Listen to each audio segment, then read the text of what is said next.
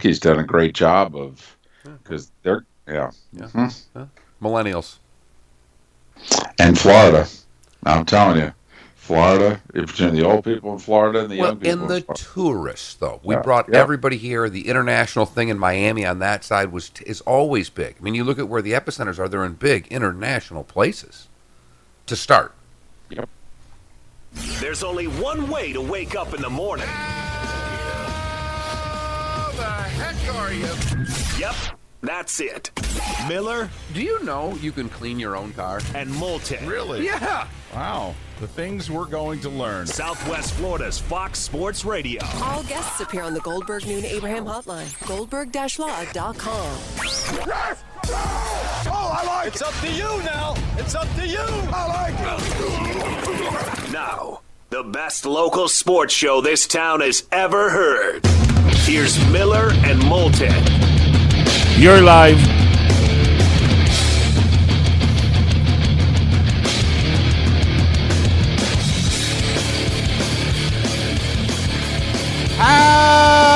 How the heck are you? Miller and Moulton on this final Thursday of March.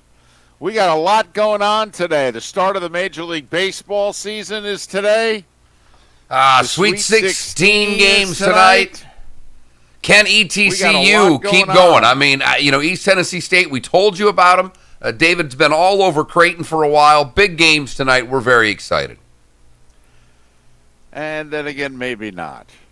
Yeah. How you doing? It was 2 weeks today that the sports world began to shut down. It was 2 weeks ago last night that the NBA suspended their season, and then it was 2 weeks ago today that everything systematically, minute by minute, late morning into the early afternoon, began to shut down.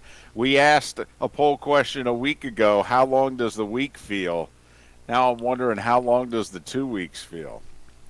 For me, Feels just like a month. just like 2 weeks. I don't know what to tell you. I guess I have, and I am not a glass half. Anybody that's listening knows I'm not a glass half full guy. No, and you're I've not, always been Mark. not just a glass half full. I want to know who the son of a gun was that drank it. That's just the way that it is. But I don't know what it's been about in situations like this. I guess I don't know if I take over a little different mindset, but I have enjoyed the fact that I've been able to spend every day with my daughter. Seriously, I'm not a half full guy, but I have tried to look at this and going, all right, I get to hang with my daughter at the house all day. I told you when everything started getting canceled, I wanted to see the Valpo game. I'll be damned. Yesterday I turned on CBS Sports. What's on with the Valpo game? Bryce Drew? I get to watch the entire second half of Old Miss and Valpo. And I mean, did Old Miss blow this game 6 ways but sideways? What's really fun to me is when you watch these games that you know the outcome, you watch differently. And as opposed to seeing the greatness that was Drew hitting that shot, and it was amazing, and the play itself, I mean, the fact that they defended that perfectly. They had a guy fronting the inbounds because it was an out-of-bounds play. It wasn't a running the baseline play. So he's got to time the jump, so when the guy jumping up and down at the baseline, guarding him, comes down, throw the ball, tip pass, he hits it. But I think Old Miss missed, oh my gosh, so many front ends, so many free throws. I mean, they had 60 different ways to bury him, and I want the 1-and-1 back. That's what I know. I know you hate this, David. You love the 2 shots. do. I love the 1-and-1. I love the pressure of having to step up and make a free throw. I don't like the reward that just constantly fouling can get you. All right, that I do think there needs to be a limit when they set it, in which it used to be the endless 1-and-1, and then finally they said, hey, at 10 fouls, it's the double bonus and you get 2 free throws. Could I work on you to get it to 12? No, I really don't think you could. I don't. I've thought about it a lot. And I've always been this way because I guess I'm someone who, and I'm not an idiot that doesn't think teams don't practice free throws a lot. But I was lucky enough that the person that lived pretty much kitty corner from me, or caddy corner, depending on where you live, was a high school basketball coach. And he had a regulation glass backboard in their driveway, which was about a half-court size driveway. And That's what we did. I don't know how many times Doug Gillis, the guy that you met that's the pitching coach for Vatech now for softball. I mean, I don't know how many times Doug and I would shoot free throws for hours. And that was one of the, the 1-on-1 game we would just play. And my head growing up, making that first free throw was so important. And I've always had that in my head. And I understand where you and most basketball people are. I just think that the free throw is the most undervalued shot in the sport. And we shoot free throws lousy as a sport now. It's never been worse. So that's just me. And I don't disagree with much of what you just said. I just don't want to turn the end of the games into nothing but free throws because you could be rewarded so greatly. And that's all. Jim Valvano won a title on this. They didn't just do it. They did it throughout the tournament. They figured their best. I mean, it was 5-6 minutes left. They'd start fouling teams. Yes, and in fact, Jim Valvano did the odd thing. He did it in a region final. I think he did it against Virginia. They were tied in the final 30 seconds. Right. And Virginia had the ball, and he fouled them. And his thought was twofold. One, the pressure of having to make both. And if he does, we can still tie it. And two, that if he doesn't, obviously we could win it. But also, three, he wanted to not have to play defense for the final 30 seconds and have them essentially control the outcome. He preferred he'd rather even be down one but have the ball in his hands as opposed to be even and have the ball in their hands. He wanted to control it. And part of that survive and advance magical 83, everything had to go right, and a lot of it was free throws. They were down 6 in the first round against Pepperdine with less than 30 seconds to go.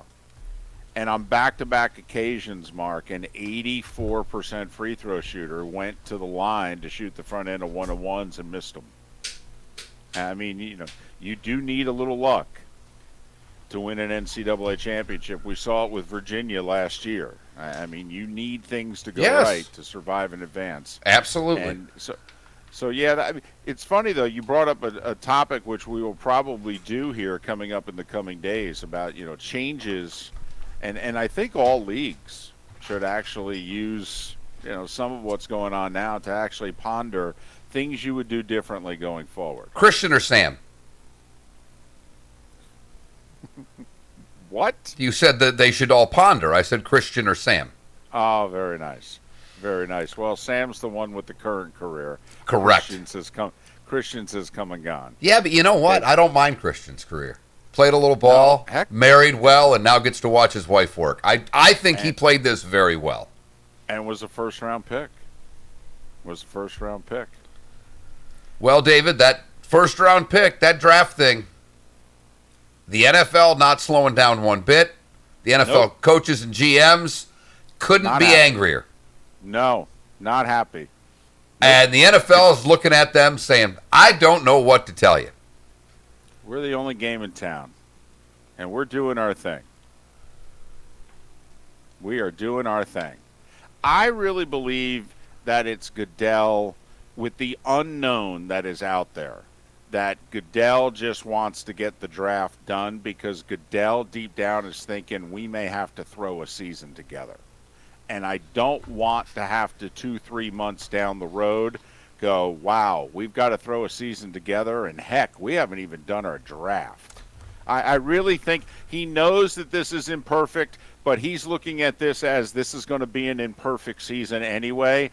I want to get as much done as possible so that, and because we've got the longest period of time that we can wait, and if it means that this is not a good year to be an undrafted free agent, I don't know what to tell you. All right, we may have abbreviated training camps here. I don't even know if we're going to have preseason games. I disagree with Seth. We had Seth Everett on yesterday.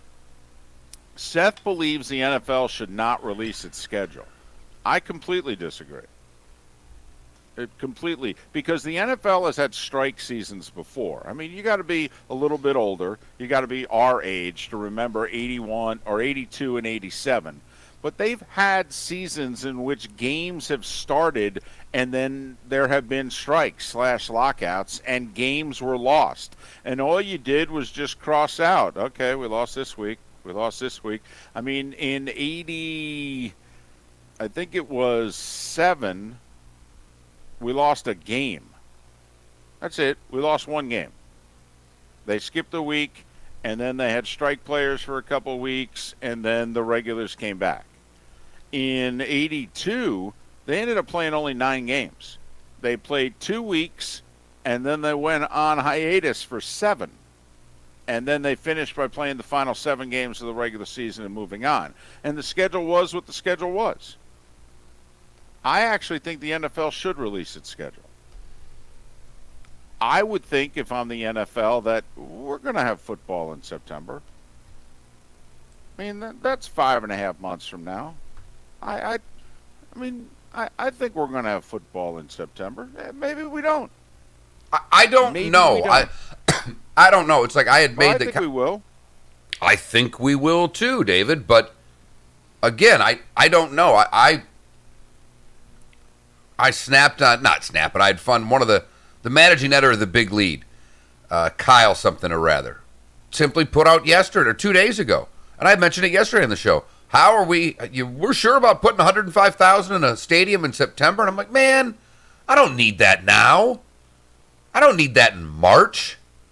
And that's kind of where my thought was on Seth. Do you really need to bum me out about September in? Now, when does the schedule come out for the NFL?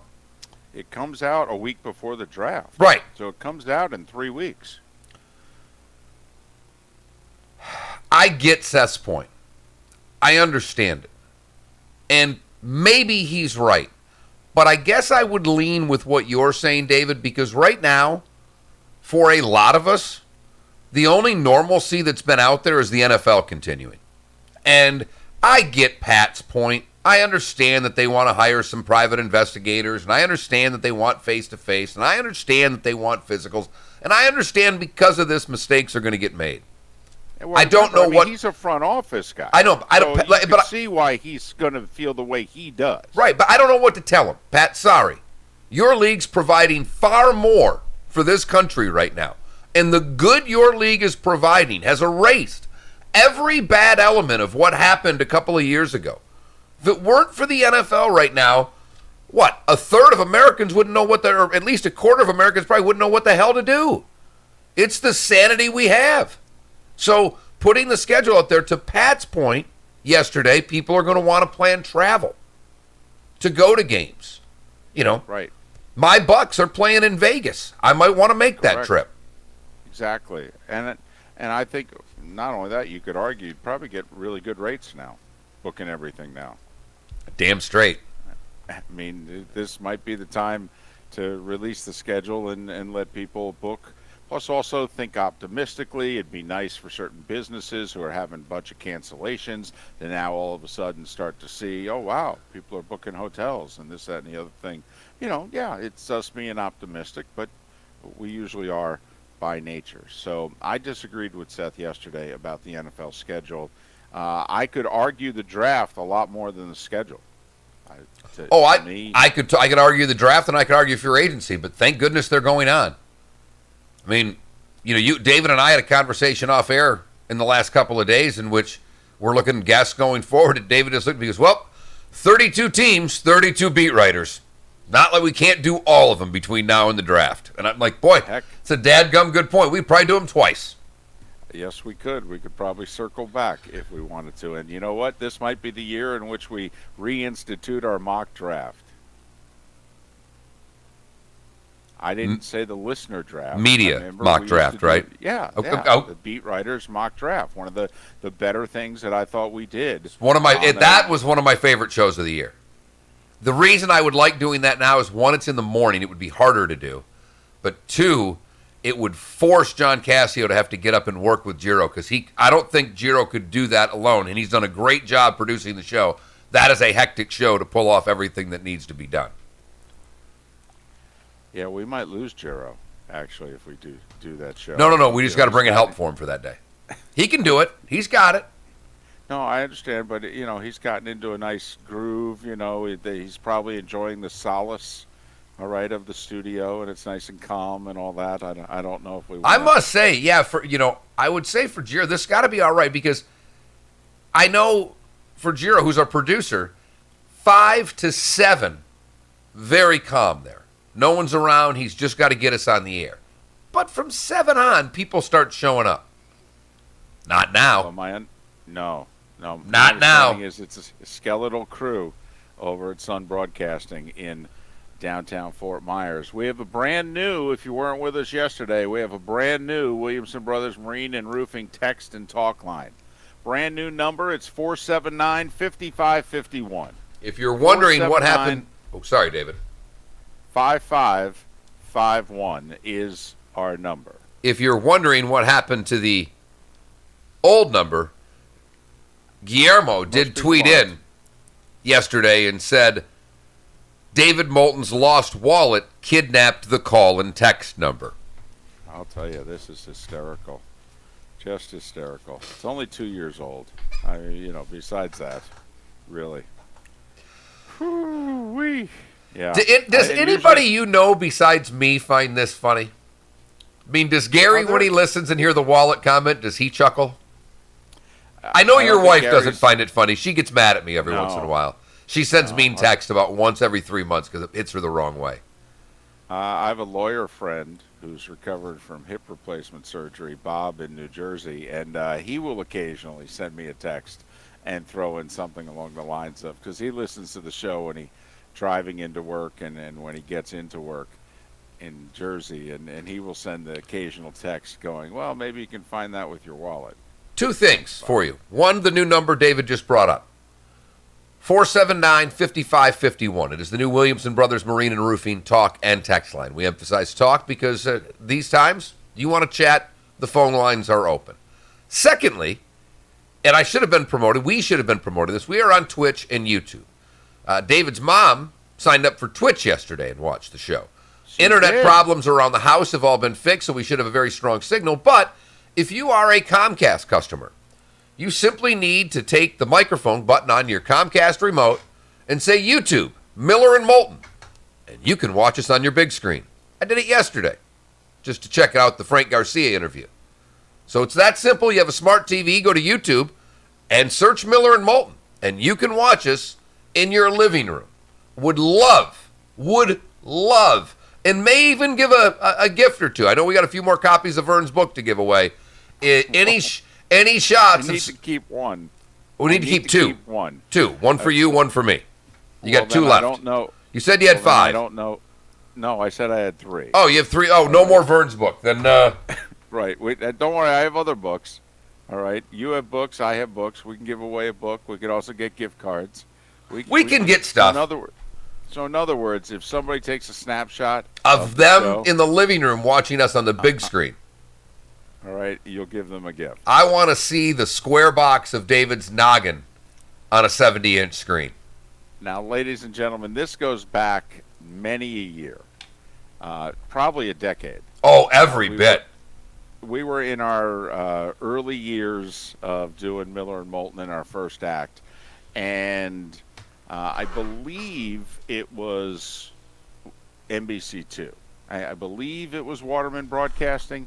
And one of the gentlemen who worked in the front office there, because this was when they first started to get the multiple cable channels, like they had NBC2, and then they had NBC2 in which they have weather on 24 hours, and then they have the other channel. It's like point 1, point 2, and they had the 24-hour news channel that basically they did. But Comcast had picked it up, and it was running on Comcast channel 216. Winx was like either 206 or 214, because they both had one, and they were in the same neck of the woods on the dial.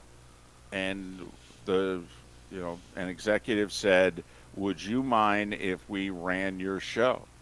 And we were like, no. That'd be fine. Then there was talks of we're going to have to install a couple cameras in the studio and what have you. And so we went to management. Management was like, well, sure, we'd be open to it. They wanted, they were figured out they'd work out some sort of cross promotion, between the suits would talk. But we were like, yeah, sure, absolutely. We're all for it. And obviously it never happened. And we talked on quite a few occasions about it. So this would finally be, all right, for Mark, I know. Mark would love to see, this is us essentially finally getting on television. Well, I really, at the time when this 216 thing started, we were at the infancy of putting Mike and Mike and all of these shows on television. In fact, David, outside of Mike and Mike, was anything else on at that point? No. Rome, maybe, on CBS Sportsnet? But no, that didn't even exist yet. So you didn't have much out there from the standpoint of a radio show. I don't even know if Cowherd was on ESPN Cowherd News. He wasn't even on ESPN yet. So when this started, it was a novelty. And I always thought, first off, they ran repeats of news. It was the same half hour running over and over all day. Right. It was like the early days of ESPN when SportsCenter was on all damn day, and all you saw was Tom Mees' head. So I thought, hell, let's put us on for 4 hours in the afternoon. And look at you going with Tom Mees. I love Tom Mees. Tom Mees was a great hockey play-by-play announcer. He did the college tournament every year, and he was terrific. And, Gary Thorne ended up getting the NHL, and I thought Mees was a great very underrated hockey play-by-play guy.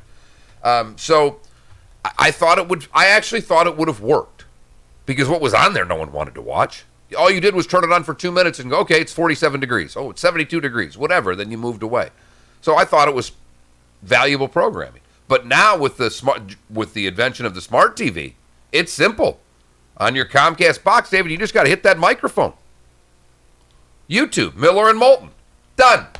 Just like that. In fact, it came up Miller and Mo yesterday, and so when the searches came, we were the second thing.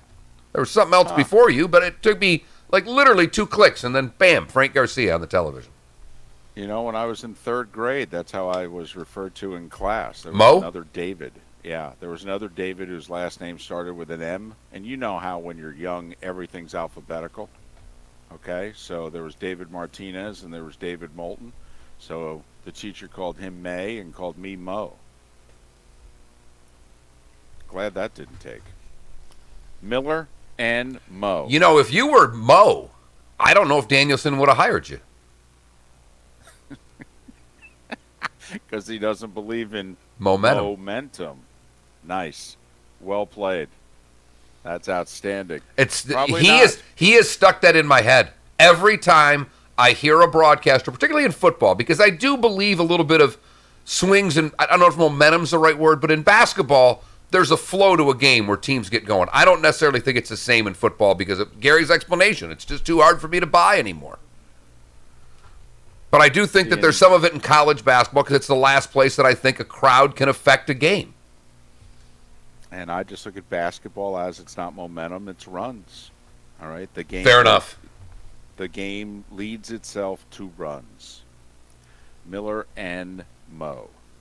On this Thursday, 2 weeks to the day in which the sports world and America, to a large degree, came to a screeching halt. There is still a lot of news.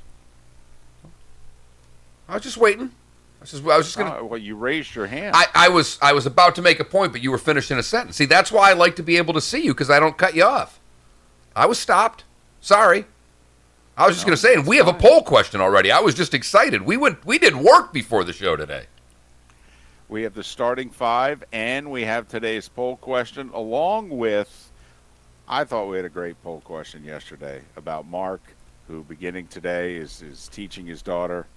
All right, and you got your math, you got your English, you got your history, but there needs to be an extracurricular, an elective. You remember, you signed up for an elective, all right? Mark asked, what should the elective course of study be for his soon-to-be 6-year-old daughter? And, of course, it had everything to do with sports and gambling. And so we'll have your answer coming up before we unveil today's poll question. Starting five, poll question, all coming up. Bruce Arians was on the Dan Patrick Show yesterday. And while we have tried for over a year to get Bruce Arians on our show, we've been unsuccessful. So why don't we give you Bruce Arians for 10 minutes on the Dan Patrick Show yesterday? We'll do that in our 7 o'clock hour. We'll talk a little golf. We'll look ahead to the NFL Draft, which is 4 weeks from today.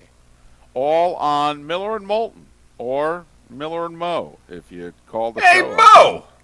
Hey, Mo! On Southwest Florida's Fox Sports Radio. Fox Sports Radio, proudly supporting our local Southwest Florida restaurants. Here's a Fox Sports Radio takeout shout-out. I got captain and crew in Naples, Florida. We've got fresh Oh, yeah. coming out the Did window you- tonight for takeout and Yeah, to-go. the end of the show. Thank you to all the businesses that are working hard to keep us going. From South You know, you should be able to, David, if you want to, on your computer, to log into that text line, and you could read the text as well. I know John sent you an email for that Zip Whip app.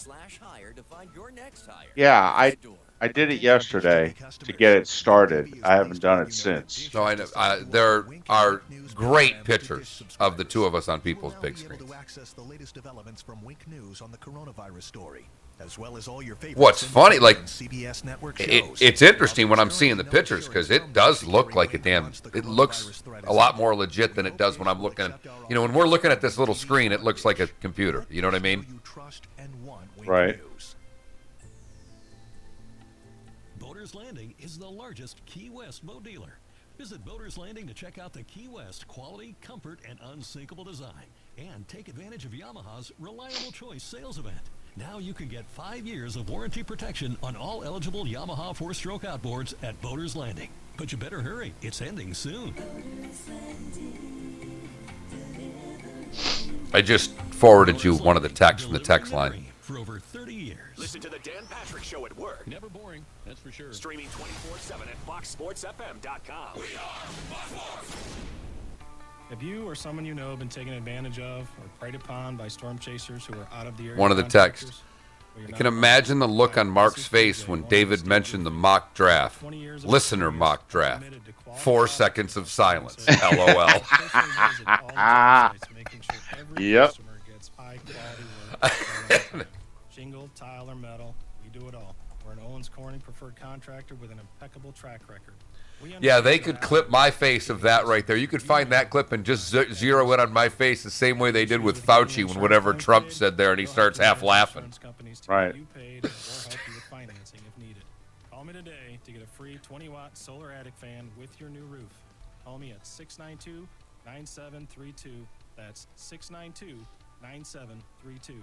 Or visit us online at estateroofing.com. That's EST. How have relations been at home? Is that what we're doing? Estate Roofing. Yes, absolutely. I'm even using air quotes. We've got Melissa on the line. Hey, Happy. My kids have baseball practice on Saturday mornings, but it's my only day to sleep in. Well, break it to them early that they're not going to make the majors. But I don't want How have relations been at home That's fair. Then why don't you since the lockdown in the last 2 weeks? How do you, or just how have relations been at home, period? Or question mark, I should say. Okay. Call in next time at 1-833. Available for a limited time only at participating. How are relations on the home front? The Dear Happy Show. Brought to you by Hardee's. Eric, you're on with Happy. Hey, Happy, I'm applying for a mortgage and I'm debating a 15-year or a 30-year rate. Forget about the property ladder. Get on the burger ladder. What? The new BFC Angus Thick Burger from Hardee's has a crispy wheel of cheese on top. You're right. As long as I have a good burger, I'll always have a place to call home. Exactly. Call in next time at 1-833-HI-HAPPY. Available for a limited time only at participating Hardee's restaurants. Feed your happy. There's a lot of roofing companies, remodeling contractors, home builders, granite and cabinet guys. And then It's great like newlyweds. the area's premier Eh? general contractor. Is that the next answer? Counties for the past 15 years. Tri-Town So-so. provides all Yeah. your Eh. building needs, So-so, from and interior, exterior we've put remodeling tape up in the house. construction of brand new energy efficient homes. With Tri-Town Construction, one Or company does it all. Practicing social distancing. We've gone to separate corners. I did social 6 feet apart, since that's the number. Yeah. And learn more about this environmentally friendly and community-minded Yeah, it's best we social We I don't practice have that much social- room, so I just yeah. put staying 6 FT apart. All your home repair, remodeling, and construction projects. Tri-Town Construction. Homegrown and here to stay. Now back to Miller and Moulton. This is Miller and Moulton. You're live.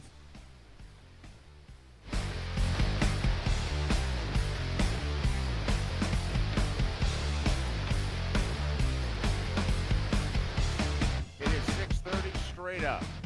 Top of the morning to you. How the heck are you? We are Miller and Moulton. This is Southwest Florida's Fox Sports Radio, and you can listen anytime in your home and office on your Amazon Alexa. Just say, Alexa, play Fox Sports FM. And as Mark told you, you can watch Miller and Moulton on TV. We have talked for weeks now about the new Miller and Moulton YouTube and Miller and Moulton Twitch TV channels. Well, just search Miller and Moulton in the YouTube app, and we're on. It's Miller and Moulton in your living room with the YouTube app on your smart TV and Comcast platform. So how about that? I know Mom was watching via Twitch. Well, I want you to, during one of the breaks, because I know your wife watches on the computer. You've got Comcast. You can show her how to do it on YouTube. I want to see if that's pulled off inside the Moulton home. Yeah, I don't know if my wife has to see this head, just. Well, I would just in tell her real life. for the good, the better, and the best. When Maddie's sitting down next to me, she might want to tune in. That is very true. That is very true. About 8:50, she would want to maybe see us on the big screen. Because David, Mr. Positivity, the good, the better, and the best, to finish every Right. show during the self-quarantine. So, David, during Irma, we stayed actually with the guy that I've been working for in the afternoons. He had the safest house of anyone that I knew, and we put a lot of people there. His wife and I are old friends. I've known Jen since she was an intern for the South Carolina Stingrays. And we started doing video updates, Facebook updates during Irma. And we were Yes, I being remember very watching. sarcastic. And, it was brought to you by Xanax. And, we were just having fun because we had all the dogs and we were slap happy. Everybody's stuck in a house, and we're doing about every hour. My mother called and just screamed at me, "People are losing their homes and you're making jokes." And I'm like, "Yeah, I don't know what to tell you, Mom. We're going to keep doing it." Other people were like, "You've got to keep doing this. This is keeping us sane." So last night I get a text from Jen that said, "I don't know what to tell you, but I'm getting requests for us to start doing videos again." And I said, "Well, I can Skype you in. I've got a studio here." I said, "So anytime you're ready." The daughter was already in bed last night, so I will say, I'm not putting this on Miller and Moulton because I'm not going to get in trouble. This is just for fun and games for friends. But the videos may start again today. We may start doing self-quarantine updates from several homes. So that's my plan. That's what I've got lined up for the afternoon, David. That and probably a little horse racing. Tampa Bay Downs post time, I believe, is 12:40. Boy, it sounds like it's going to be a really tough day in class for your daughter today. Doesn't start till Very Monday. tough day in class. I don't have any. Oh. No, literally the school. They had last week off for spring break. They were supposed to go back on Monday. When all this started happening, the school districts obviously have been scrambling, but they put together everything for kids who didn't have computers to get Chromebooks last week. If you have a computer, you just use yours. They have put lesson plans, and I think they're supposed to put lessons plans out today, and the actual curriculum that we start is on Monday. So beginning Monday, 9:05, I'm no longer Dad. I am Mr. Miller from 9:30 until whenever class ends. All right. Before we get to today's poll question, we need to put yesterday's poll question to bed. And it involves Mark turning into Mr. Miller and class beginning. Mark asked you, what should the elective be? What should the non-staple, the math, the English, the history, what should that extracurricular, that elective class be? And we came up with our own list. We did. Point spreads, over-unders, blackjack, and poker. There you go. I voted blackjack. I thought it'd be the easiest. Frank the dog did as well. I jumped on with Frank's account, my burner account there. But that was not the winner. It did finish second, which means it could be the second elective. We may have two. Who knows how much time we'll have. Over-unders finished last. Poker was edged out by blackjack, but point spreads received nearly 35% of the vote. Very nice. I'm a little Very worried nice. because we don't deal in halves a lot as a 5 and 6 year old, but I've already figured out how I can incorporate point spreads because she's pretty good at math already. So I can say if Team A won the game by 5, and I've got this figured out. We're gonna work point spreads into it. I'll break it down. Anybody wants any help me with lesson plans? The Williamson Brothers Marine text line 479-5551. If you've taught point spreads to your students, please let me know how you've incorporated it. I thought Dr. Roto made a very good point, though, on Twitter yesterday, in which he said, gentlemen, it should be poker because she can make a lot more money playing poker for the rest of her life, especially online, than she can doing the other things. I thought that was a very good point. It's nice for Dr. Roto to be thinking about her, her economic well-being going Right. This forward. guy's lined up for a kidney transplant, and he's worried about my daughter's poker. That's a good man right there, Roto. He's got to be stir crazy as all hell. He's got nothing to do right now. You're a fantasy guy. He does fantasy golf. I mean, his big ones are fantasy golf and fantasy football. He plays around in all of them, but those are his two big boys. So he's just got to be stir crazy about right now. But it is that time once again for the starting 5. 5 big stories that you need to know. This is Miller and Moulton Starting 5. Fox Sports Radio and FoxSportsFM.com. Well, the Cowboys and Dak Prescott, they've got time on their hands, so they've decided to go back to the bargaining table. Now, I have to admit, if you're the Cowboys, what has taken place in the last few weeks that has improved your bargaining position? I mean, if Dak has been able to say no for over a year now, I'm not sure what's taken place recently that has helped you if you're the Cowboys. I actually think if I was the Cowboys, I'd stop. If I don't have a deal now, I don't think it's working in your favor. I mean, this is a terrible thing to say because obviously you want Dak to do really well. All right, but you've got him on the franchise tag. I mean, the only reason I would return to the bargaining table is if Dak quietly behind the scenes is intimating that, yeah, if we return to quote-unquote normal, I'm not showing up for anything. And that doesn't sound like Dak. He's never intimated that at all. But apparently Dak and the Cowboys are back at the bargaining table. Dak's looking for 40. I mean, that's the word. Dak has been looking for 40 to become the first $40 million man. Listen, I don't think Dak is a great quarterback. I think Dak's a good to very good quarterback. I think Dak's got a lot of advantages. He's got a lot of good pieces around him. I think a lot of quarterbacks could look similar to Dak Prescott if they played with that line and that tailback and wide receiver and what have you. That's just me. But, hey, the Cowboys love him. They want him to be the face of the franchise. They want him to represent them for the 2020s. Mark, I'd have a real tough time. Russell Wilson right now is the highest paid quarterback. I don't know how you could. I mean, if you looked across the table at Dak Prescott's people, I mean, isn't it a legitimate question to say, do you really think your client deserves more than Russell Wilson? And I think that's a very fair question. I'll pay you a penny less than Russell Wilson. I mean, that is literally how far I'll go. But come on, man. He's better than you. He's won a Super Bowl. And he's taken his team to 2. I don't know what to tell you. You've won 1 playoff game in 4 years. I mean, you've won a lot of games. You won 40 games in 4 years. But come on now. Can't pay you more than Russell Wilson. You're high. High. David, and I'll do this franchise tag thing.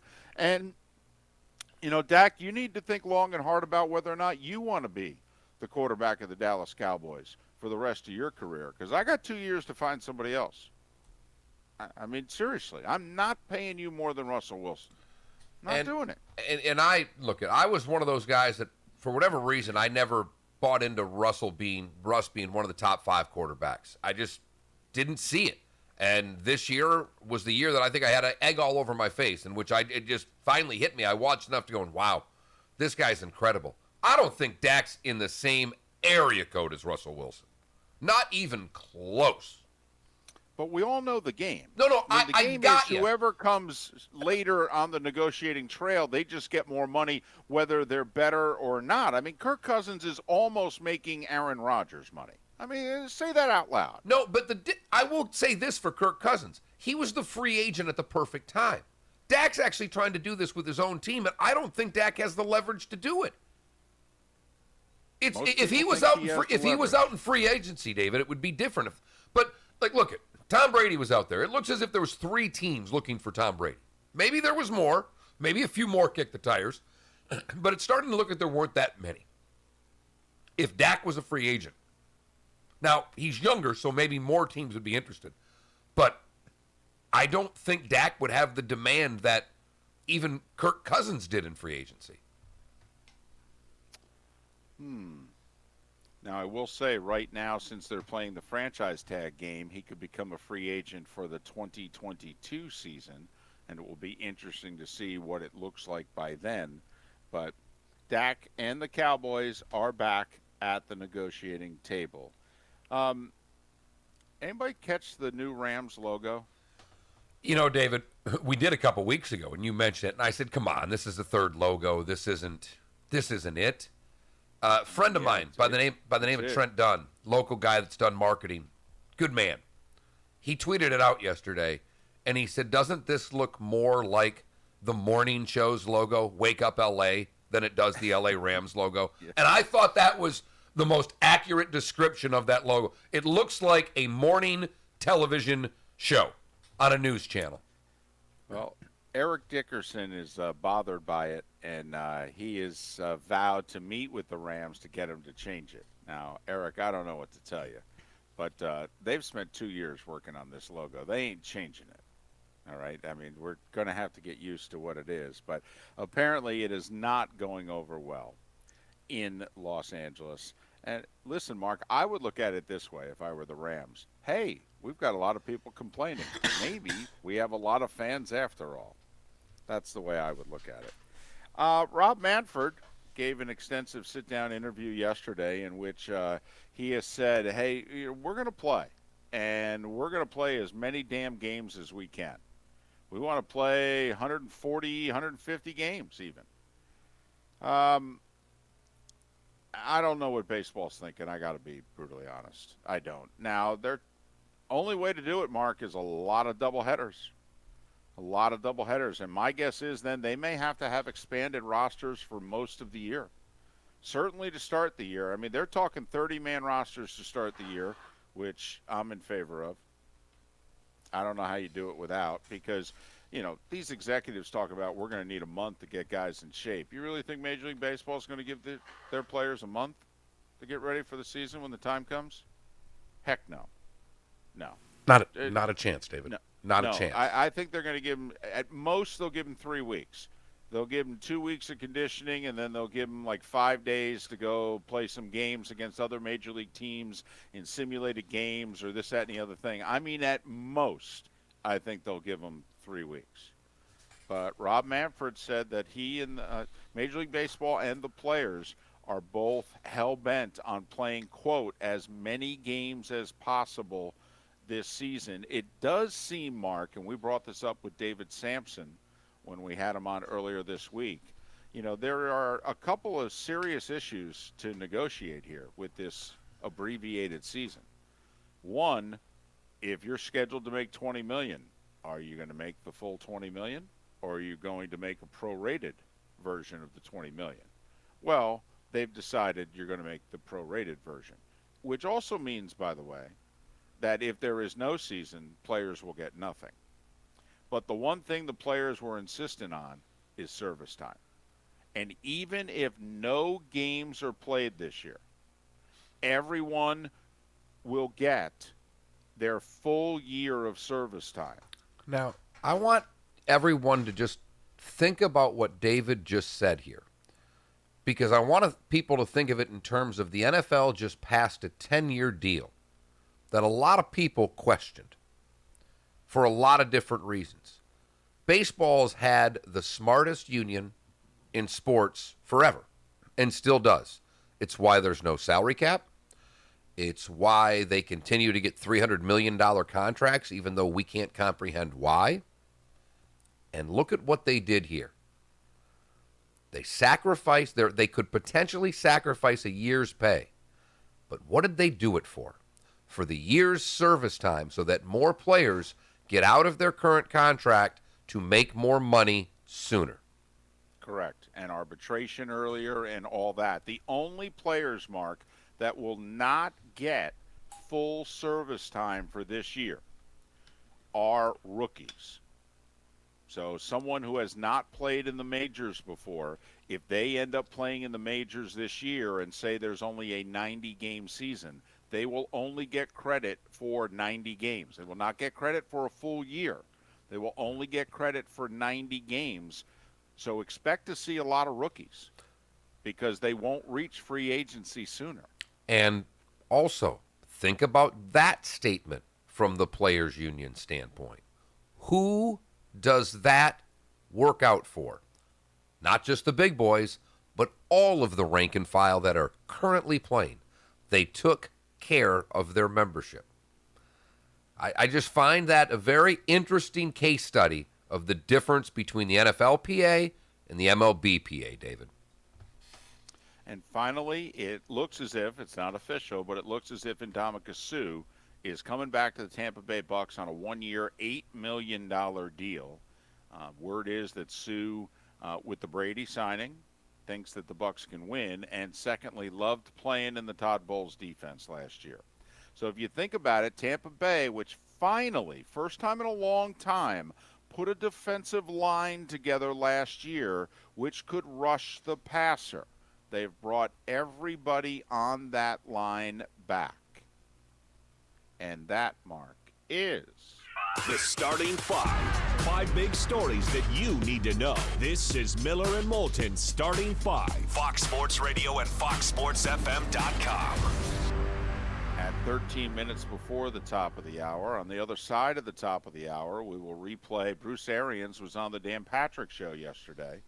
So we'll let you hear from the Bucs head coach about Brady and also about Jameis and what it is that Arians was thinking and also what it is that Arians thinks of Jameis in the second act of his career. That's coming up in roughly 15 minutes. When we come back, today's poll question. We'll also read some texts on the Williamson Brothers Marine and Roofing text line. The number is new, 479-5551. 479-5551, the new Williamson Brothers Marine and Roofing text and talk line. Here on Miller and Moulton. Thanks so much for listening. Southwest Florida's Fox Sports Radio. This is a special coronavirus update from Wink News. I'm Therese O'Shea with Wink News. Today, 23 new cases of coronavirus confirmed in Southwest Florida, including a 10-year-old Lee County boy who went to Colorado. That puts our local total at 116 and nearly 2,000 positive cases here in Florida. Today at Southwest Florida International Airport, anyone flying in from New York, New Jersey, or Connecticut will be screened by the Department of Health and stay isolated for 14 days upon arrival. A massive stimulus package now approved by the Senate. Lawmakers want families and business owners to use it to get through the financial hardship caused by coronavirus. It likely will be in your mailbox by May. President Trump will address the country tonight after talking with world leaders this morning. For updates on coronavirus, trust Wink News, facts, not fear. Dr. Jim DiRespino from Center for Men's Health today in Frank's garage. Doc, I was talking to a buddy of mine, telling him about my spring break plans, and he's like, where do you get the energy to do all this stuff? I said, testosterone replacement from C4MH.com. And then he asked me what testosterone has to do with energy. Most people are aware of the effects of testosterone has on strength and sex drive, but for 99% of our patients, energy is the main focus. I became a patient because I didn't want to lose muscle mass. And there is hard data that testosterone improves mood, concentration, and memory. So Center for Men's Health isn't just treating testosterone deficiency, it's treating the quality of your life. Let me make this simple. Your body is a machine, and that machine was designed to run with a perfect testosterone level. But if you want to see how good your machine can perform, go to C4MH.com and spend the $45. You'll get over $400 of lab tests and a 30-minute physician consultation. It's fast, easy, and convenient with locations all up and down the West Florida coast. Go to C4MH.com. No matter where you're boating, with Towboat US, you're covered by the world's largest towing fleet with over 300 ports nationwide. Your local Towboat US companies in Charlotte, Lee, and Collier counties are here to help 24/7, 365 days a year. Inland, the river to Lake O, and out 75 nautical miles. And new membership pricing starts as low as $99. Call 239-945-1664 for more information, or visit towboatuscapecoral.com. With Towboat US, you're never stuck on the water. We're on the phone with our good friend Tim Meister, owner of the Floor Meisters in Naples. TJ,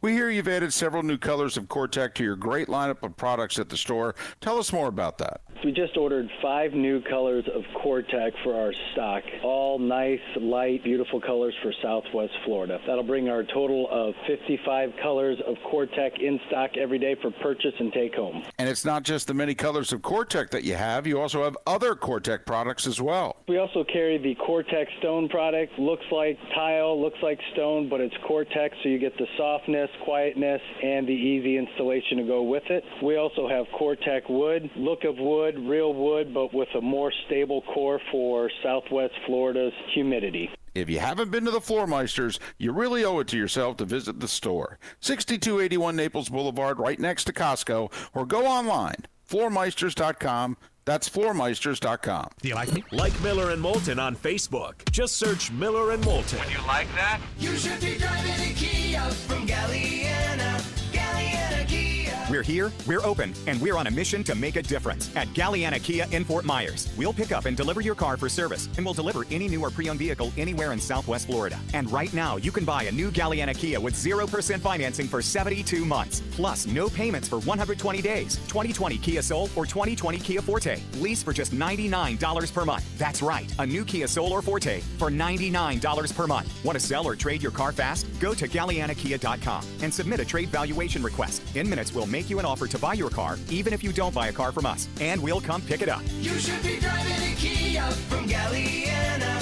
Galliana Kia. We're here, we're open, and we're on a mission to make a difference at Galliana Kia, 1/2 mile south of Daniels Parkway on US 41 in Fort Myers. Open every day, including Sunday. GallianaKia.com. 24-month lease is 10,000 miles per year, $44.99 with signing plus tax and tag, no security deposit, subject to lender approval. Offers don't combine, expires month end. It's easy to feel powerless. I'm Chris Safadi. We're facing a situation none of us have seen. And now we're turning from preparation to action because most of us should be just fine. It's the choices we make that'll make all the difference for those who are more vulnerable. At Wink News, we're committed to bringing you the facts and only the facts. Because when you have the facts in your hands, your well-washed hands, you can make smart choices to keep our families and friends safe. Wink News. Facts, not fear. Now back to Miller and Moulton. All right, now we're getting somewhere. No. This is Miller and Moulton. You're live.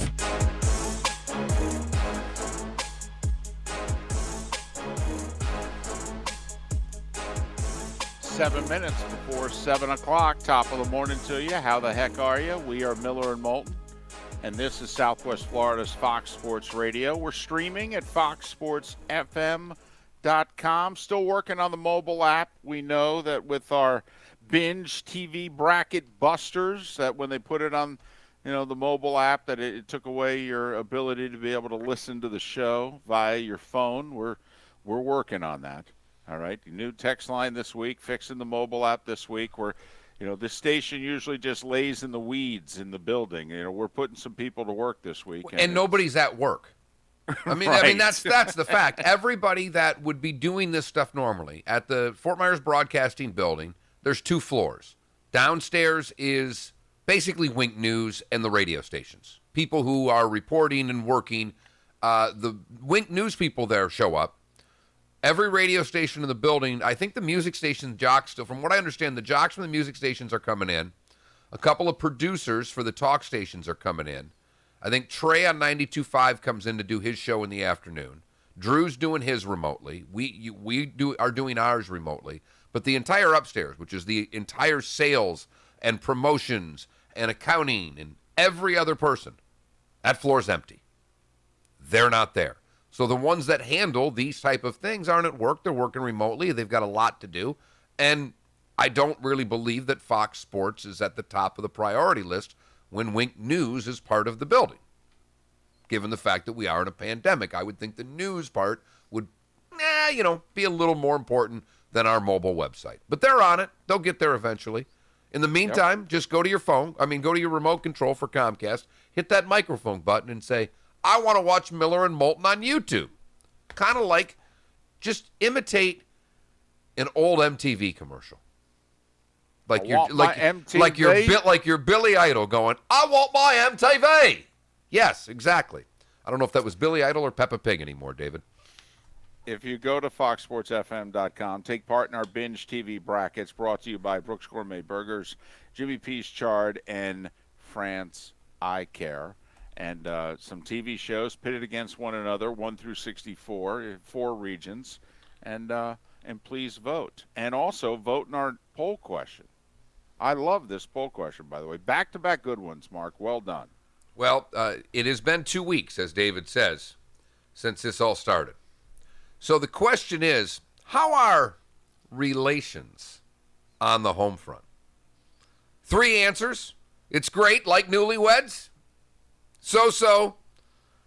Or you've implemented your own social distancing at home. You're staying 6 feet apart. David, right now, early voting, it's great like newlyweds and staying 6 feet apart are in a dead heat. 1 minute. Interesting. Now, can morale be high and yet you're still saying 6 feet apart? I don't know how that's possible, but I guess. For those of you that don't like relations, that could be just joyful. For most of us, I think that would be, well, hell. So, anyway. That's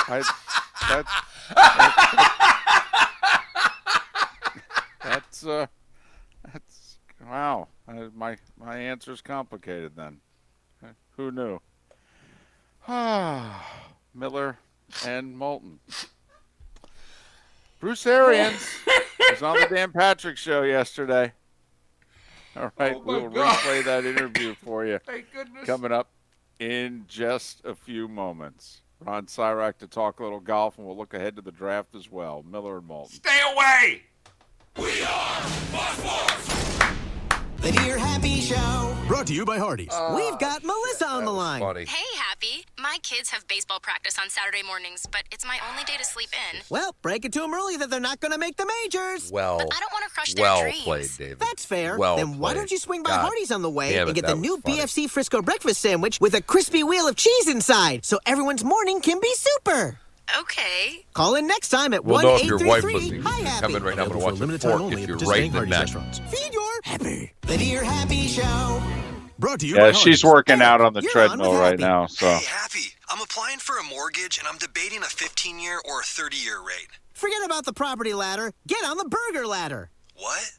The new BFC Angus Thick Burger from Hardee's has a crispy wheel of cheese on top. You're right. As long as I have a good burger, I'll always have a place to call home. Exactly. Call in next time at 1-833 Hi Happy. Available for a limited time only at participating Hardee's restaurants. Feed your happy. What time is it? There are times Wait a minute. when we do this. It is a crazy, crazy day. Crazy. There are other times when we do this. I would never be doing something to make me look stupid. I mean, on purpose. And then there are times when we do this. Can we all agree now? Yes! No. It's not possible. No. When these times go down,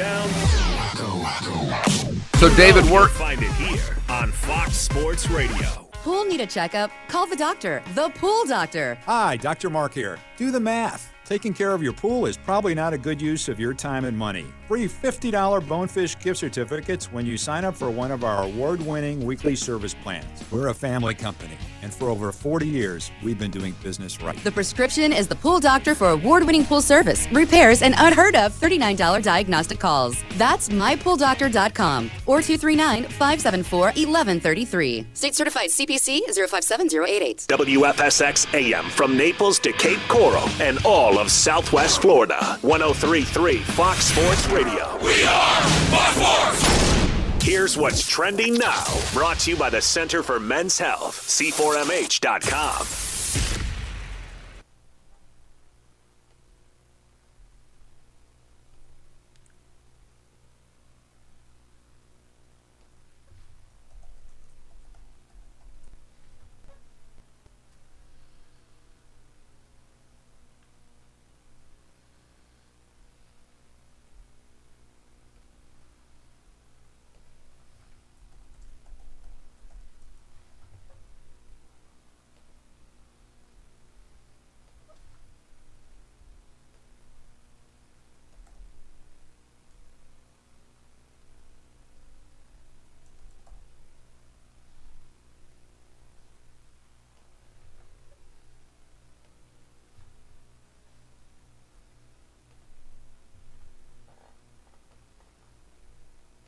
There's only one way to wake up in the morning. How the heck are you? Yep, that's it. Miller. Do you know you can clean your own car? And Moulton. Really? Yeah. Wow. The things we're going to learn. Southwest Florida's Fox Sports Radio. All guests appear on the Goldberg Noon 8 hotline. Goldberg-law.com.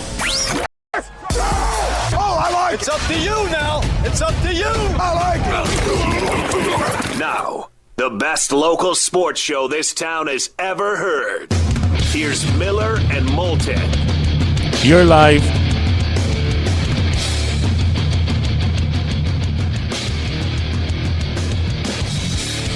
Hour number 2 of Miller and Moulton on this final Thursday of March in 2020. Thanks so much for being with us. Southwest Florida's Fox Sports Radio, streaming at foxsportsfm.com, broadcasting live many a place, including on the Miller and Moulton YouTube and Twitch TV channels. We have a brand new text line number. It's also the number you can use to call into the show. 479-5551. 479-5551 is the Williamson Brothers Marine and Roofing text and talk line. Mark, today would have been opening day of the Major League Baseball season. It also would have been Sweet 16 day. Now, we already have a poll question, but we could have done a poll question in which we ask, which are you missing more? Opening day of the baseball season or the Sweet 16? My guess is because people love the brackets that they would be missing the tourney more than baseball. But you have to admit, today is a special day. Opening day in baseball is, I think, bigger, far bigger than most of the rest of the regular season. Of course, that's absolutely correct. But it doesn't mean nearly what it did. And, David, you were on this, I think, as early as anyone. Opening day was ruined by ESPN a long time ago because they started having their Sunday night opening night, and then the games were on Monday. I mean, David, opening day was the Reds started it, then the Tigers played, and then everybody else played. And there was a reason behind that. They were the oldest franchise.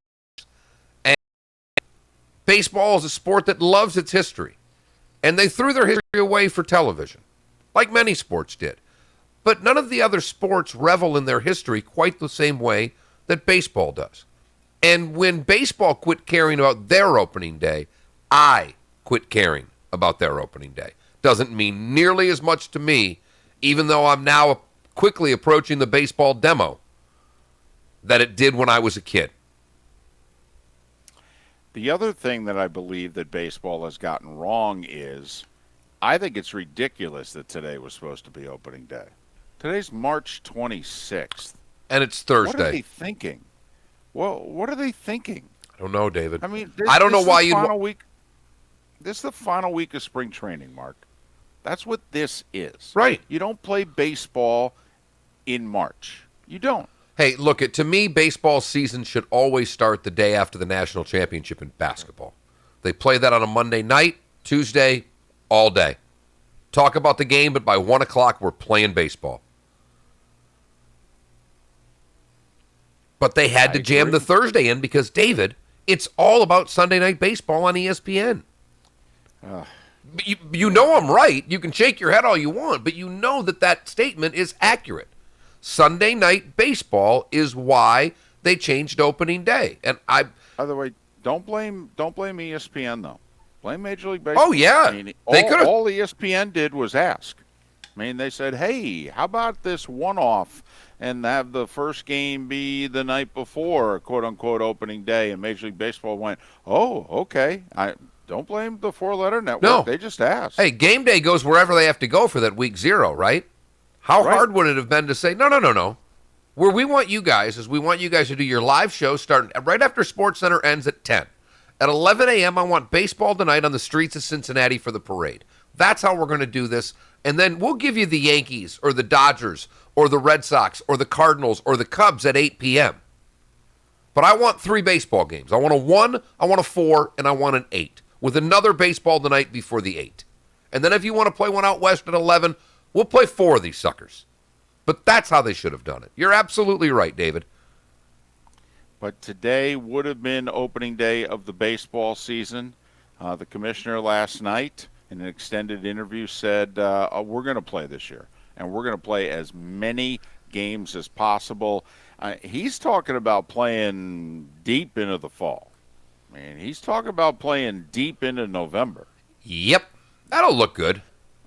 That could get interesting depending on who it is that is in the World Series. But we'll talk about baseball at a different time.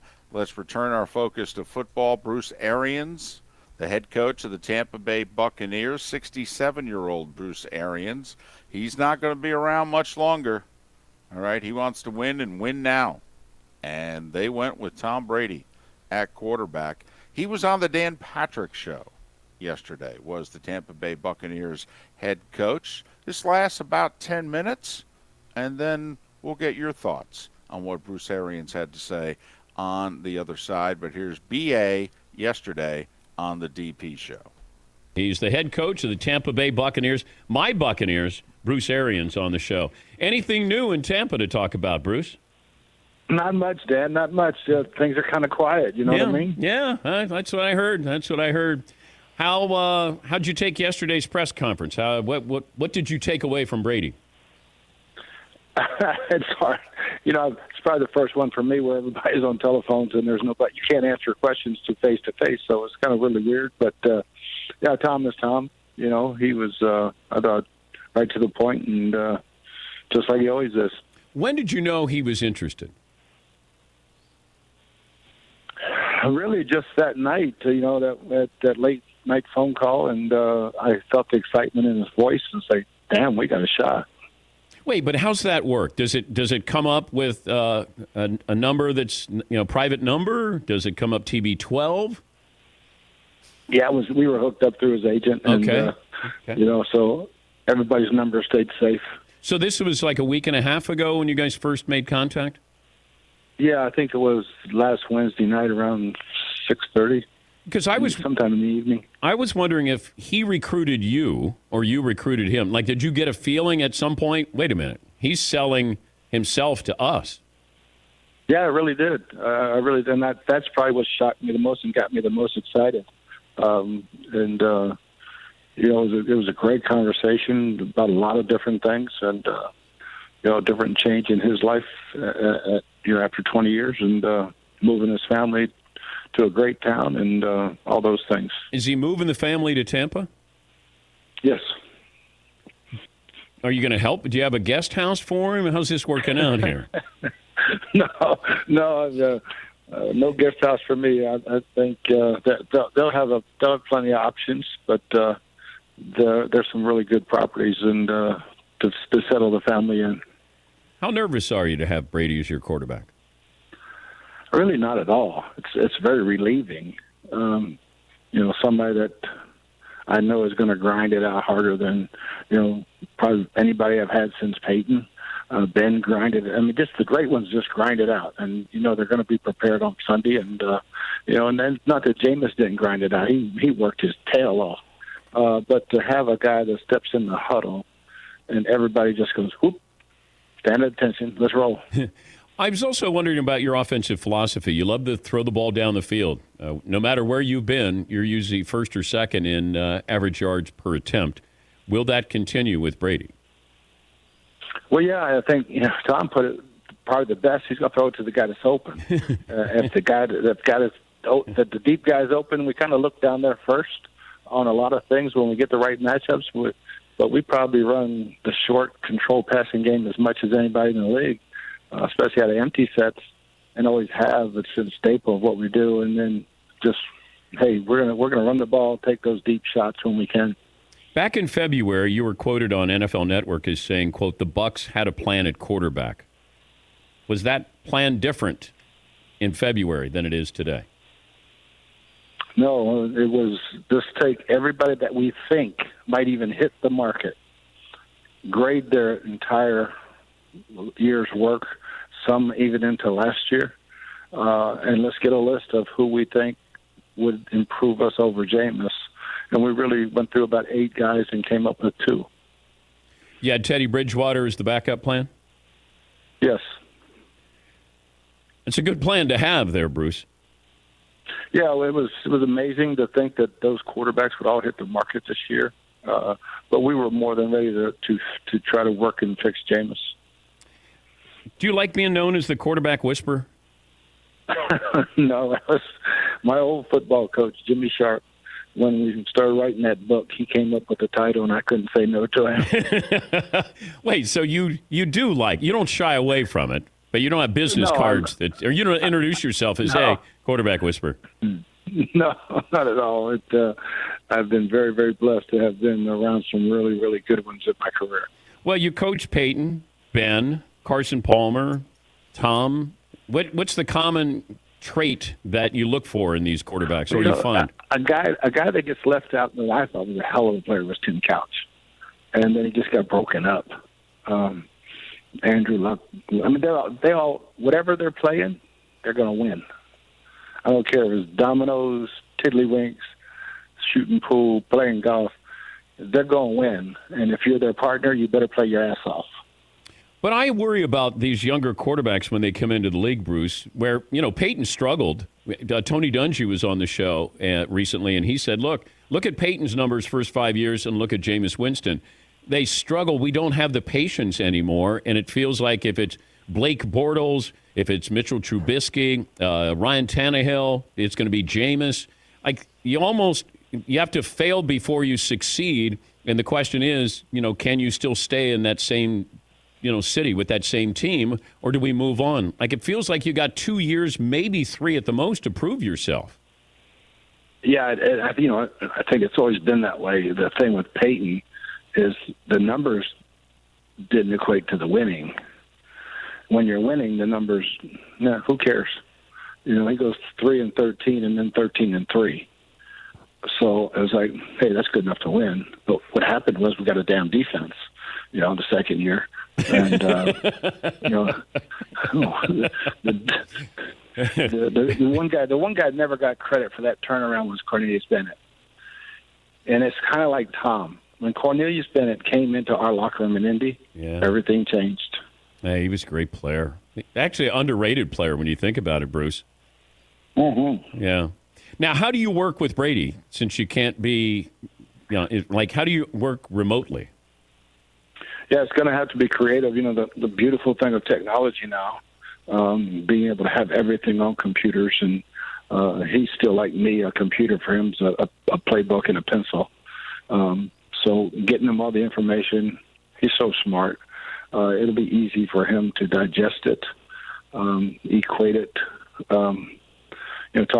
collaborate over the phone, maybe even video conferencing, so we're face to face, but so get his ideas, our ideas, mesh them all together. Well, that's why I was wondering, whose philosophy are you adapting more to him or vice versa?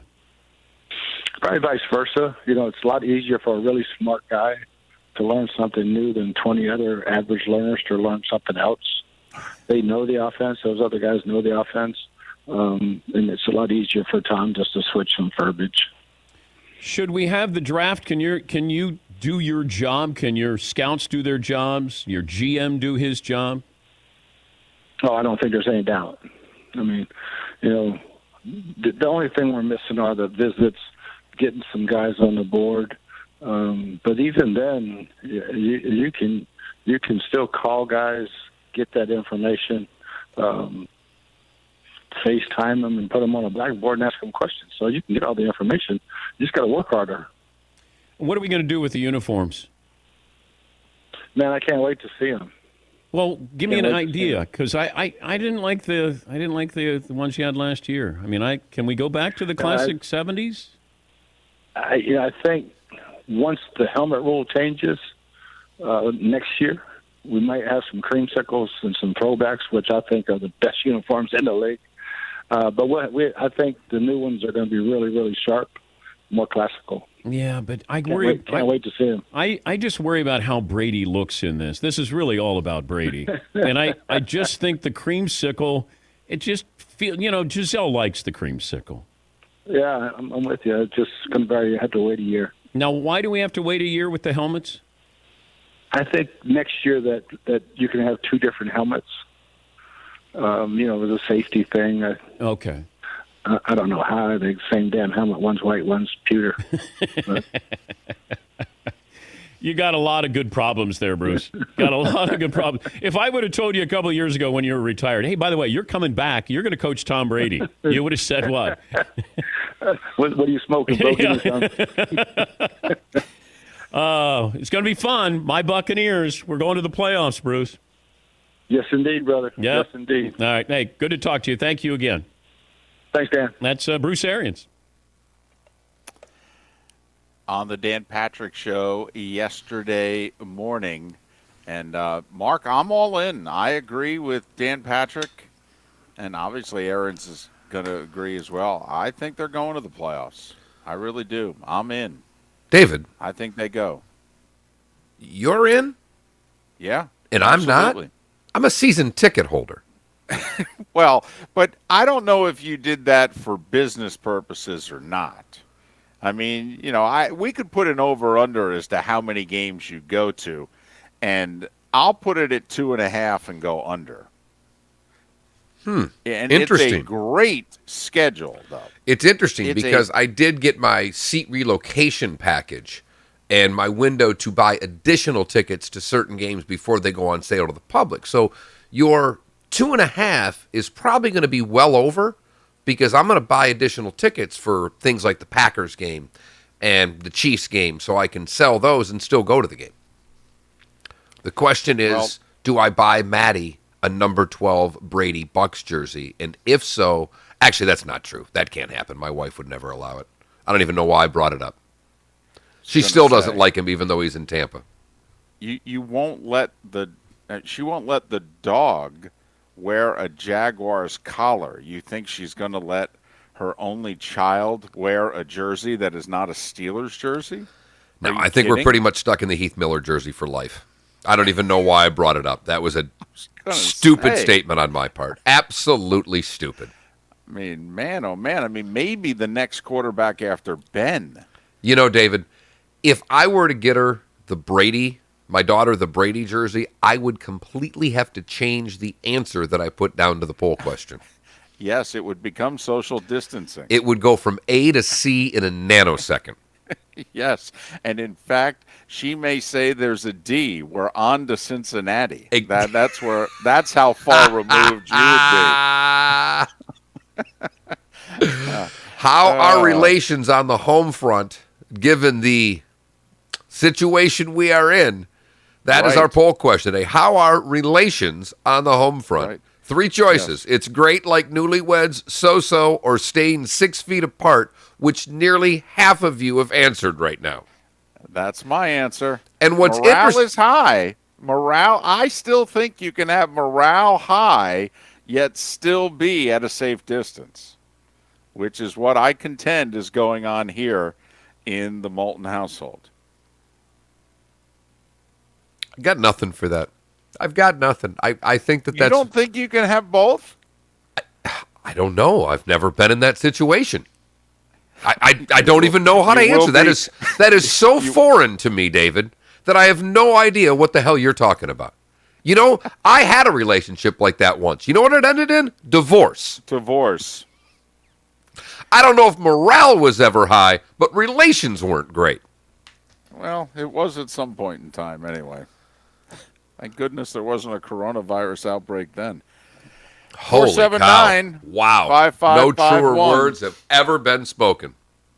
479-5551 is our Williamson Brothers Marine and Roofing text and talk line. It's a new number, yes, 479-5551. Did get a couple of text on the Williamson Brothers Marine talk and text line, Marine and Roofing, asking about yesterday's poll question, which I am now trying to figure out which extracurricular, which elective to teach my daughter. You guys have voted on point spreads as the first elective, and they simply text, for those of us who aren't gamblers, will you be making these classes available to view online? I'm all about continuing ed.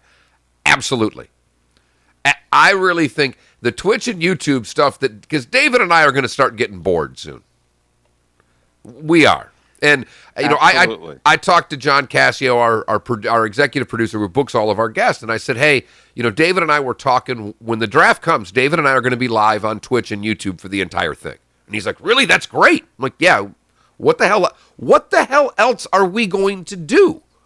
And we talked for an hour yesterday, and 3 or 4 times, and well, we'll probably do this. And the reason every time was, what the hell else are we going to do?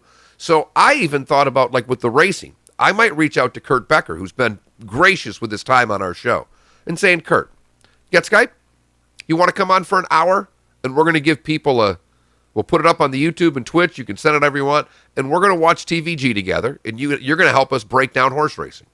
We'll do a little learning for people that want to. Again, because I'm bored. So I could be on Twitch 24/7. You could just put a camera on my head, and I could walk around right now. Well, just remember, the more time you spend on Twitch, all right, that's less time, and it could affect morale and could affect the poll question answer going forward. She's working full time. I mean, they are considered, at least as of right now, veterinarians, which is what my wife is still on the essential personnel list. I mean, they've had to make different situations at her work where now the techs are walking right out to the car to get the animals, right, so patients aren't inside the hospital, but she's still working. So, you know, if I'm watching TVG, my daughter's all for it. She just picks out whatever color she wants to win the race. We get a good hour of horse racing in a day. She's up $604. I'm down $82. But, you know, I know what I'm doing. Right. You do. You study this sort of thing. Right. She's picking names and colors. Names and colors. I want the pink one, Daddy. Okay, put 20 on the 8. Okay. Yep. Good job, honey. You won again, by the way. You won again. Goes right in your college fund, sweetie. Yes, it does. Everything goes there, honey. If I win, it goes there, too. Miller and Moulton. Ron Cyrack will join us at the top of the hour. We'll talk golf and what we think the season is going to look like. But first, coming up next, Chad Forbes. He's an NFL draft insider. You know, 4 weeks from tonight is the NFL draft. Yes, I do. 4 weeks from tonight. The Hammer, Roger Goodell, has said, I don't care what you NFL GMs want. You know what I want? I want a draft.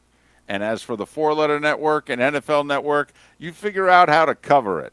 Yeah, I know. It's a challenge. All right. No Vegas.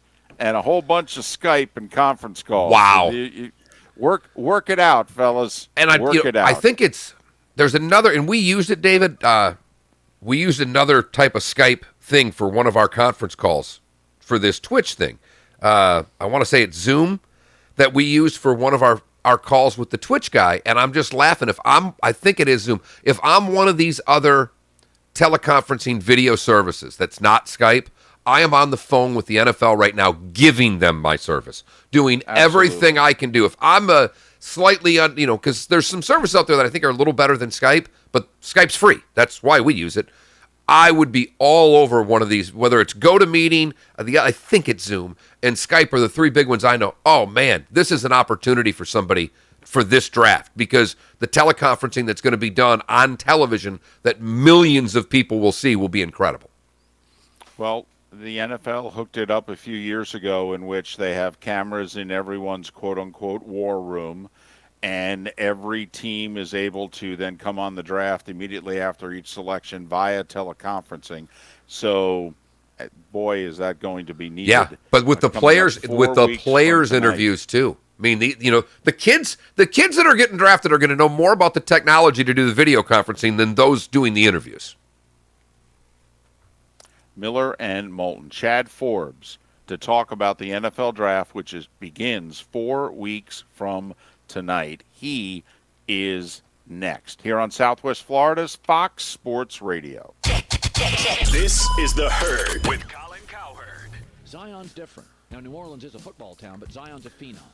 Luka's just a great player. Zion's a phenom. I'll tell you what, they liked yesterday's question a lot better. We've had 26 votes in an hour and a half. Yesterday we had like 70. That's funny. You know what that means? Nobody's getting laid. Right. Yep. Or actually, the audience that's having relations is not yet tuned in. They are still asleep. They're the 7:30 to 9 audience, David. Thanks, Mark. Over the past 20 years, my family and I have purchased at least 17 vehicles from Tim Tracek Motors. Everything from Beamers to town cars to Cadillacs to cars for our kids to the Toyota Avalon and Highlander that we currently own. We've always been impressed by the thoughtful, straightforward way that Tim and Matt do business. We especially appreciate that they're so picky about the quality of cars that they bring to the market. They have always stood behind their cars, and that's why we'll continue to be loyal Tim Tracek Motors customers. Well, there you have it. Visit online at timmotors.com. That's timmotors.com, or call to set up an appointment at 275-7900. 275-7900. At Tim Tracek Motors, they are confident when you meet them you'll agree that you've never been to a dealership like theirs before. Visit online at timmotors.com. That's timmotors.com, or call to set up an appointment at 275-7900. 275-7900. No matter where you're boating, with Towboat US, you're covered by the world's largest towing fleet with over 300 ports nationwide. Your local Towboat US companies in Charlotte, Lee, and Collier counties are here to help 24/7, 365 days a year. Inland, the river to Lake O, and out 75 nautical miles. And new membership pricing starts as low as $99. Call 239-945-1664 for more information, or visit towboatuscapecoral.com. With Towboat US, you're never stuck on the water. Welcome to Jimmy P's Chard. As you enter through the front doors, you'll know that you've arrived in the finest steak and chop house in Southwest Florida. All cuts expertly cut at their very own butcher shop. A true butcher block-to-table experience. 3 generations of mastering Wagyu beef, heritage Berkshire pork, poultry, lamb, and veal. The mood of Chard's nostalgic dining area is upbeat, high energy, and casual sophistication. A friendly and relaxed place, not fancy or stuffy. Chard's staff works hard to make you feel at home. Come in and unwind. Enjoy an exquisite glass of wine or perhaps a handcrafted beer with your perfectly charred steak. Afternoon or evening, it's going to be a wonderful experience at Chard. Jimmy P's Chard on South US 41 in Bonita Springs. Jimmy P's Butcher Shop on Old US 41 in Bonita Springs. Online at jimmypschard.com. Welcome to Jimmy P's Chard. Stop in today and tell them Jimmy sent you. I'm a busy person. Catch the show anytime. Check out MillerandMoulton.com and subscribe to the daily podcasts. Ever purchased an online item and either it doesn't fit, has missing parts, or became damaged? Trying to save a few bucks can end up costing more. My Shower Door is a locally owned and operated family business that measures, manufactures, and installs our own brand of frameless shower doors right here in Southwest Florida. And we were just named Lee County's Manufacturer of the Year. With almost 80,000 shower doors installed, we have the experience and expertise. Plus, estimates are always free. Want to see more? Go to myshowerdor.com. This election season, there's only one candidate with a spotless resume and impeccable service record. Brooks Gourmet Burgers and Dogs is the obvious choice. You can't see it. I thought it was this camera. It's that one. It's a picture of the Stones, David. Owner Todd Brooks and his It's got all three band members with masks over. They're all like arm in arm. Mick, Ron Wood, and the drummer, Charlie Watts, all have masks over their face, and Keith's just there with a big smile on his face. I could have seen it if you held it. Okay, no, down 6 inches. Yeah, I can see it there. All right. Yep. That's just perfect. That is. It is absolutely perfect. It's the best thing I've seen today. Online at brooksburgers.com. Brooks Gourmet Burgers and Dogs. Still trying to get your caller. All right. I'm Todd Brooks, and I approve this message. Now back to Miller and Moulton. This is Miller and Moulton. You're live.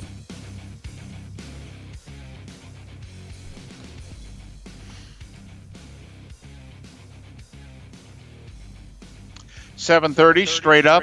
Halfway home on this final Thursday in March edition of Miller and Moulton, Southwest Florida's Fox Sports Radio, streaming foxsportsfm.com, broadcasting live many a place, including on the Miller and Moulton YouTube and Twitch TV channels. Today was supposed to be opening day in baseball. Today would have been the first day of the Sweet 16s in the NCAA tournament. And today is 2 weeks to the day in which the sports world and a good chunk of Americana became, grinding to a halt. It was 2 weeks ago last night that the NBA suspended their season once they found out Rudy Gobert had tested positive for the coronavirus. And it was 2 weeks ago today, that late morning into the early afternoon. Mark, we ended our show 2 weeks ago today, in which you said, hey, things seem to be changing every 24 hours at a fast pace. What bold prediction do we each want to make as to what is going to unfold over the next 24 hours? Yeah, you said, I remember this vividly, David. You said that, we're not going to have any spectators, and the PGA is going to end this sucker. The Players is going to be done today. Right, because 2 weeks ago today was the first round of the Players, and they were going on as normal. Right, when we finished the show, they were on the course. They were playing. Spectators were still there. We had the Golf Channel on. We were watching it. And David said, there's no way this thing goes on. They're going to cancel it. They did. I said that Major League Baseball would postpone their season, and David looked at me and said, come on. He said, by Monday maybe, but no way that's happening today. And I went out and I said bold. So I went as bold as I could go with that. Right. Because I thought that was at that time when it was starting today, we figured no way. And, well, lo and behold, by the time we got on the air at 6 a.m. on Friday, we were both right. Well, and the other thing we said was, if basketball suspended, hockey's going to be forced to. Half of them play in, the share same arenas and all that. But I did not expect the college basketball world to shut down. I thought it was going to go to no fans, but I did not expect them to shut down the way they did. I thought, quite frankly, that the conferences would, keep their cash grab going.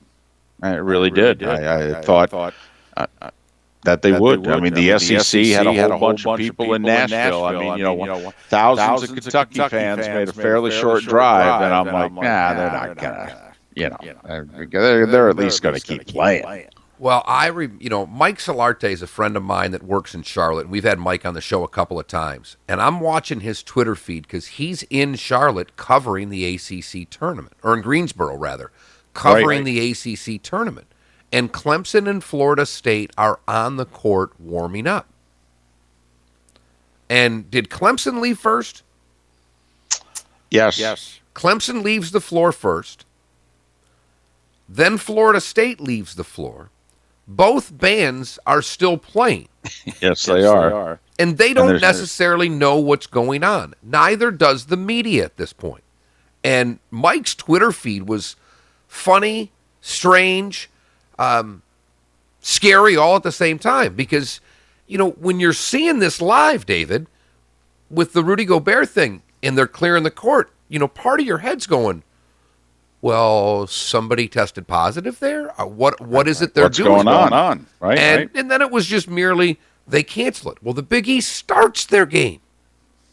They play the first half. Yes. Of St. John's and was it Creighton? Yes, St. John's and Creighton. They play a half at the Garden, and then cancel the game. And the funny thing was, there's like 5 or so minutes left in the half, and word's already gotten out that they're going to call this game at halftime. Which, of course, begs the question, why didn't they just call it then? Thank you. Did they have to get in one more TV timeout? I mean, what the hell is going on? So, Tim Brando actually called the last college basketball game of the year because he had the first half of the Big East game. 2 weeks ago today was when it all came crashing down. So, just in your own mind, how long of a time period does that seem? It certainly seems a little longer than 2 weeks ago to me. Well, we were supposed to have Chad Forbes on. And one of the things that I wanted to get into with Chad is, Mark, I got to believe, New England seems as if, their plan is Jarrett Stidham and Brian Hoyer. It seems crazy to me, but okay. But what I will honestly say is crazier is what the LA Chargers plan seems to be at the moment, which is Tyrod Taylor, and we're going to draft somebody. And here's why I say that. These are the guys who are in the final year of their contract for the LA Chargers. Joey Bosa, Melvin Ingram, Desmond King, a good corner, Keenan Allen and Mike Williams at receiver, Hunter Henry at tight end, Mike Pouncey at center. Now, some of those guys are young, and they're obviously going to be re-signed. Some of them are veterans, and the Chargers will likely have to make a tough call on. And even the young guys that'll be re-signed, it's not for sure. Bosa's going to be re-signed, but at the expense of whom? Exactly. Are you going to be able to sign Bosa and King? I don't know. Are you going to be able to keep both receivers? Highly unlikely. One of them will get paid by somebody.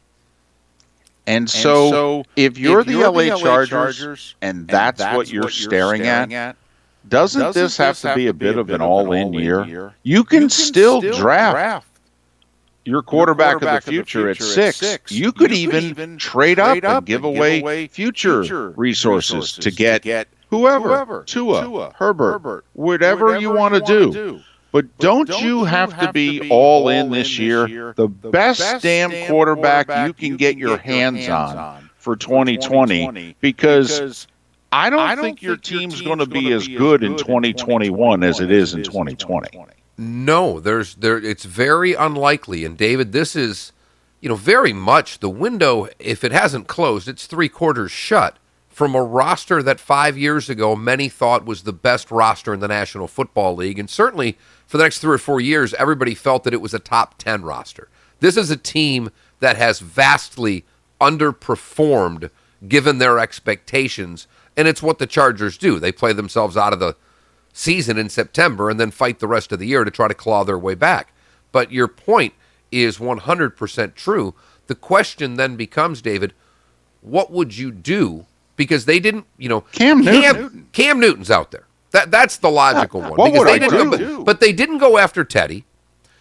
I'm sure they went after Tom, but they didn't get him. Well, they did. They finished second for Brady. Yeah. Okay. But they never were. But the thing is, they were never in on. At least Tampa went into it saying Teddy's our 2, Jameis is our 3. The Chargers said, let's get rid of Phillip. Let's go all in for Tom, and then let's not have a backup plan. I mean, that's what it looks like from outside. Well, the backup plan is Tyrod Taylor. That's what they're saying. They're saying the backup plan is Tyrod Taylor. I find that hard to believe. I don't think you can sell that. Never mind to fans in a brand new stadium. I don't know that you can sell that to the room. Look at who you have to beat in your own division. Do you really think you're going to be able to beat the Chiefs when they have Mahomes and you have Tyrod Taylor? The one, first off, they have right now, Taylor or Drew Lock? I think I'd take Drew Lock. I know you would. It's close. Certainly long term. No, but I mean, even for this year, I think it's tossing a coin, David.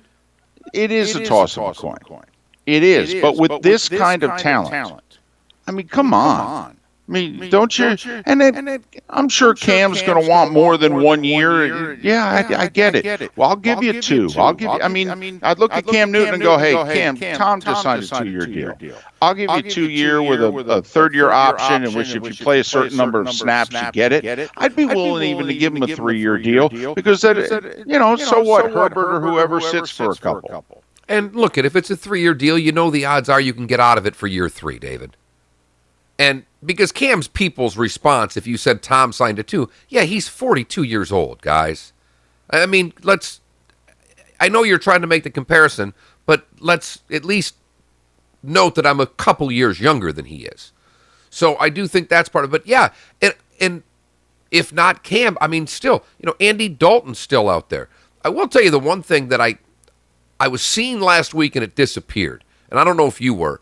Just in that division, since you brought up the Chargers, I saw a lot last week of Carr and perhaps being traded to the Patriots, that was their plan. I've not seen much of it this week. I don't know if that was just thrown out there as rumor, but that was something I was seeing last week in a few articles that I've not seen at all this week. But yeah, right now, clearly, the Chargers have either the 3rd or the 4th best quarterback in that division.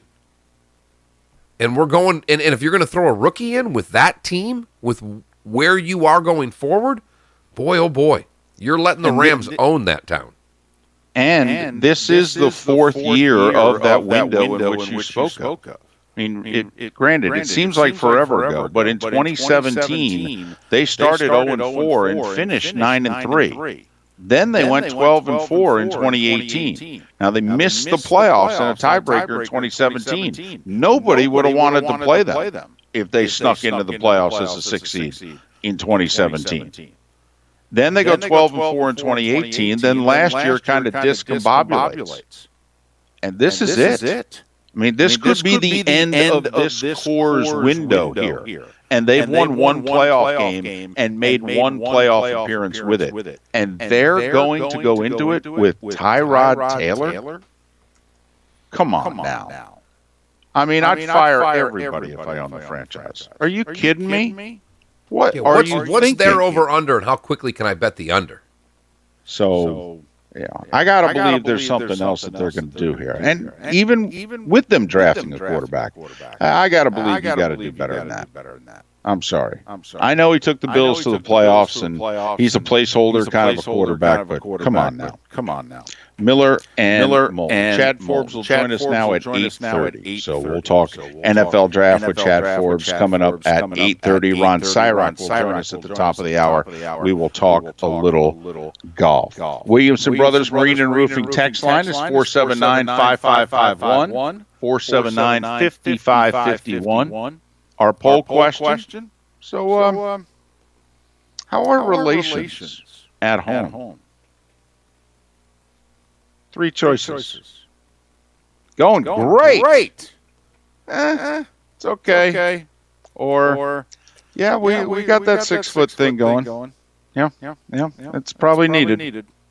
Well, those are the 3 choices. Go to that Mark Miller or the David Moulton or MillerandMoulton.com. And vote. Today was the day when. Coming up on Miller and Moulton, Southwest Florida's Fox Sports Radio.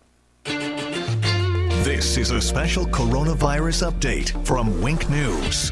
I'm Therese O'Shea with Wink News. Today, 23 new cases of coronavirus confirmed in Southwest Florida, including a 10-year-old Lee County boy who went to Colorado. That puts our local total at 116 and nearly 2,000 positive cases here in Florida. Today at Southwest Florida International Airport, anyone flying in from New York, New Jersey, or Connecticut will be screened by the Department of Health and stay isolated for 14 days upon arrival. A massive stimulus package now approved by the Senate. Lawmakers want families and business owners to use it to get through the financial hardship caused by coronavirus. It likely will be in your mailbox by May. President Trump will address the country tonight after talking with world leaders this morning. For updates on coronavirus, trust Wink News, facts, not fear.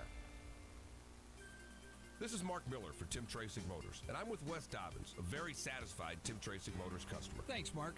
Over the past 20 years, my family and I have purchased at least 17 vehicles from Tim Tracing Motors. Everything from Beamers to town cars to Cadillacs to cars for our kids to the Toyota Avalon and Highlander that we currently own. We've always been impressed by the thoughtful, straightforward way that Tim and Matt do business. We especially appreciate that they're so picky about the quality of cars that they bring to the market. They have always stood behind their cars, and that's why we'll continue to be loyal Tim Tracing Motors customers. Well, there you have it. Visit online at timmotors.com. That's timmotors.com, or call to set up an appointment at 275-7900. 275-7900.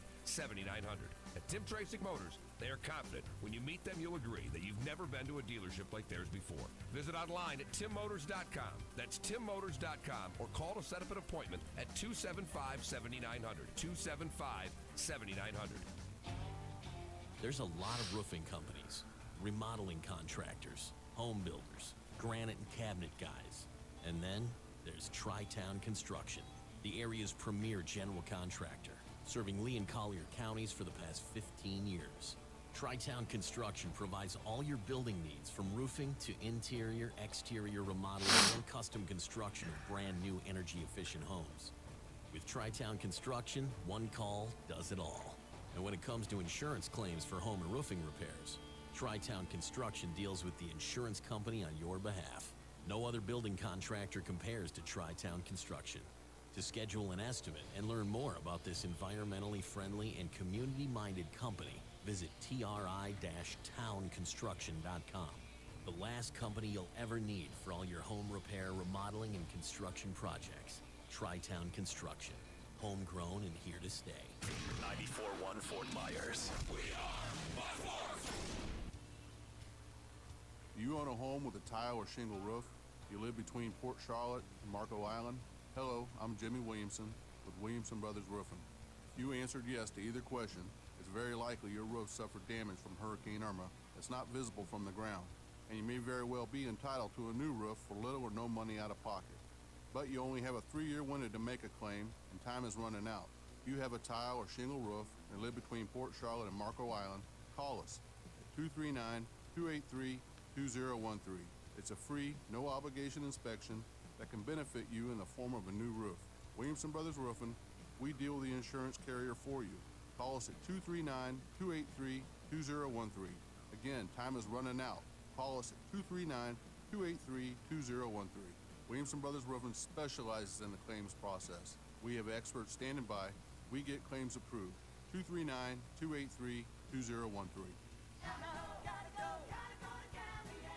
Great news, Southwest Florida. 0% APR financing for 84 months. Now available on new Rams, Jeeps, and Dodges at Galliana Chrysler Dodge Jeep Ram in Fort Myers. Over 1,100 Chryslers, Dodges, Jeeps, and Rams in stock. 2019 Ram 1500 Tradesman. Now just $299 per month. That's right, $299 per month. And you own it with interest-free financing for 84 months. Qualifying purchases with no payments for 90 days. Almost every 2020 Jeep Wrangler at Friends and Family below invoice pricing. Best of all, at Galliana Chrysler Dodge Jeep Ram in Fort Myers, we offer at-home test drives and at-home delivery at your convenience. That's right, 0% APR financing for 84 months on new Rams, Jeeps, and Dodges, plus at-home test drives and at-home delivery. Call today, drive today at Galliana Chrysler Dodge Jeep Ram, 1/2 mile south of Daniels Parkway on US 41 in Fort Myers. Open every day, including Sunday. Call 239-481-2600. GallianaCars.com. $29.99 down plus tax, tag, dealer fee $299 per month for 84 months at 0% APR. Excludes with upon offers, open box.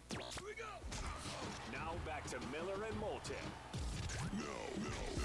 This is Miller and Moulton. You're live.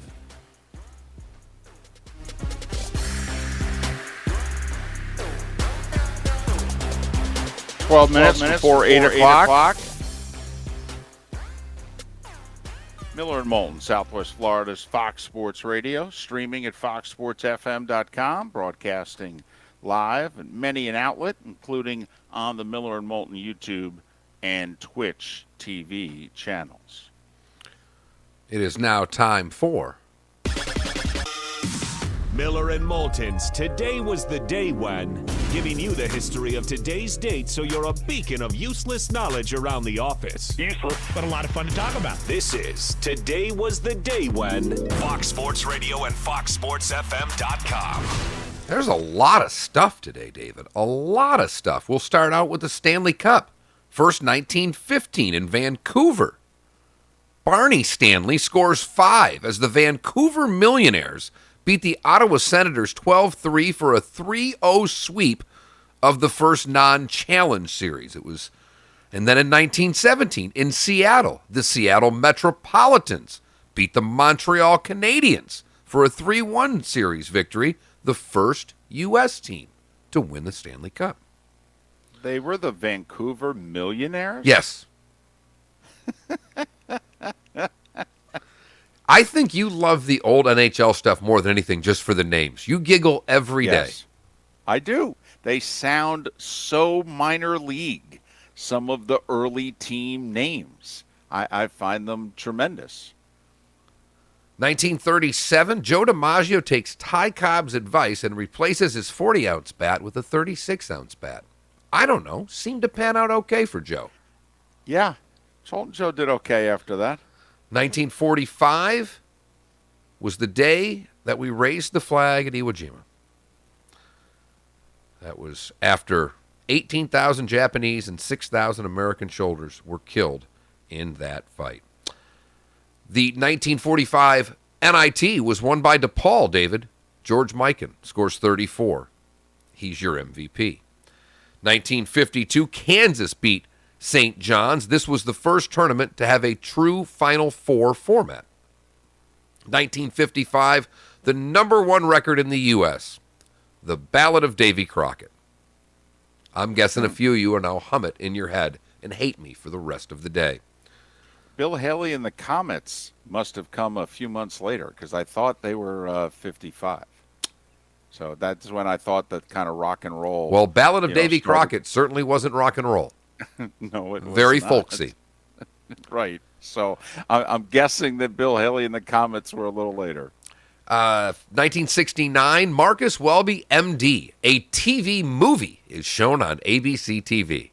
Would be a hit series for many years, and it baffles me that it was a hit series. You watched it. I watched it. We all did. I wasn't a huge fan. I did watch, but I wasn't a huge fan. There wasn't enough going on in it for me. If I remember right, I think it ended up in syndication. And I want to say that Marcus Welby, MD, was one of those shows that was on at like 3 or 4 o'clock when I came home from school in early grade school days. It's the main reason I know it, because I came home for all my school years, I came home an hour and a half before my father. So, come home, grab a Coke, sit down in front of the television. Watched a lot of these bad shows. 72, the Lakers break the NBA wins record by winning 69 of 82. That record would stand for 24 years. 1973, UCLA beats Memphis by 5. Bill Walton, MOP for the second consecutive year. Today in 1973 also, David, The Young and the Restless premieres on CBS. There you go.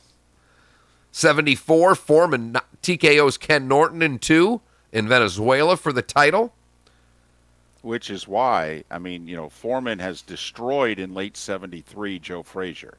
And now he destroys Ken Norton in March in 2 rounds. And that's why when Ali fights him, later in 74, he's not given much of a chance. George Foreman is destroying great heavyweights for 2 years. And then there's Ali. 2 big events in 1979. One was Anwar Sadat and Menachem Begin sign the Israeli-Egyptian peace treaty. But the other one's far more important than any Middle Eastern peace, David. It was today in 1979 that, the world was introduced to Magic Johnson and Larry Bird. Because Michigan State would beat Indiana 75-64. It was the highest-rated game in the history of televised college basketball, and it ushered in the beginning of a decade of just sensational basketball in the tournament, and it changed the way we watch the NBA going forward. Arguably the biggest basketball game of the 20th century, David, even though the Celtics and all their run in the 60s and UCLA and all their things, from a standpoint of television and where it took the game, I think this is the biggest basketball game that's ever been on television.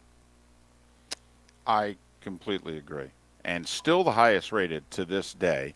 It was not a great game. No. By the way, Indiana State didn't play well. Byrd did not play well. Michigan State had them at arm's length pretty much the whole game. And remember, I believe it was Billy Packer who said that Greg Kelser was going to be the player of the two, Magic and Kelser. Kelser would be the one that would be the great NBA player.